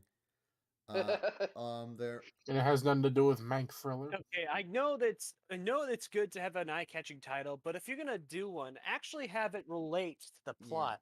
My favorite though is actually Battery on Battery. No one else answered this because you guys would know. Battery. When you hear a movie called The Geek, what do you think it's about? The Geek? The Geek. The Geek? The Geek. Yes. What do you think it's about? I think it would be about a really nerdy dude. All right. Nope. What's you it have two more about? guesses. You have two more guesses. What is a movie called The Geek about? About a bully that makes friends with a geek. No. It's about That a one fat military penguin that soldier shirts kills up. aliens and fights and rides dragons. Neither of you are correct. So there's a movie called The Geek. It's a movie about a troop of campers who go looking for Bigfoot. Bigfoot appears, has sex with one of them. It's kind of geeky. What? Bigfoot appears, has sex with one of them, runs off into the distance, and the main character yells, "One day I'm gonna get that filthy animal," and the movie ends. That's the geek. The geek. I mean, Bigfoot's kind of a geeky subject, so the title They're makes never sense. going. How do you do And this? What? and then they bang hard. Yeah, They had the best fucking Bigfoot coitus ever yeah. It's witnessed so. by I wonder mankind. where you heard that from, Uncle You. Oh yeah, of course. I actually watched the whole entirety of the Geek movie. Yeah, Why? I felt Was like it it. heartwarming? No, it's a Bigfoot Was it a miserable, painful experience? battery. It's a Bigfoot porno. Oh, it was so. There's You also- should have. which You I never just want mentioned to that it point was out a there. fucking. I never mentioned that it was a fucking porno. I would have assuming that it was like a funny parody or something. Yeah. Nope, it's an actual porn. I'll show the design of Bigfoot. Just cause here he Or is. should we call him Bigfuck? Yeah, we may as well pay tribute to Robbie Oh, that's just a Coltrane. man with. That's just a man with hypertrichosis. This Yeah, movie's yeah. problematic. Yeah, I think CinemaSnob made a joke that he's slightly less hairy than your average '70s porn star. Anyways, I mean, Yeah. I'm willing to bet that at least 50% of '70s porn stars were just Sasquatches in disguise. You know what I mean? yeah, He's still not as hairy as Tom Selleck. yeah. Wait, what? Actually, anyways, I think we'll wrap it up here now because I gotta go to bed in a little bit. Already is. Good night. Night. Good night, everybody. Bye. Have a Fart. good day.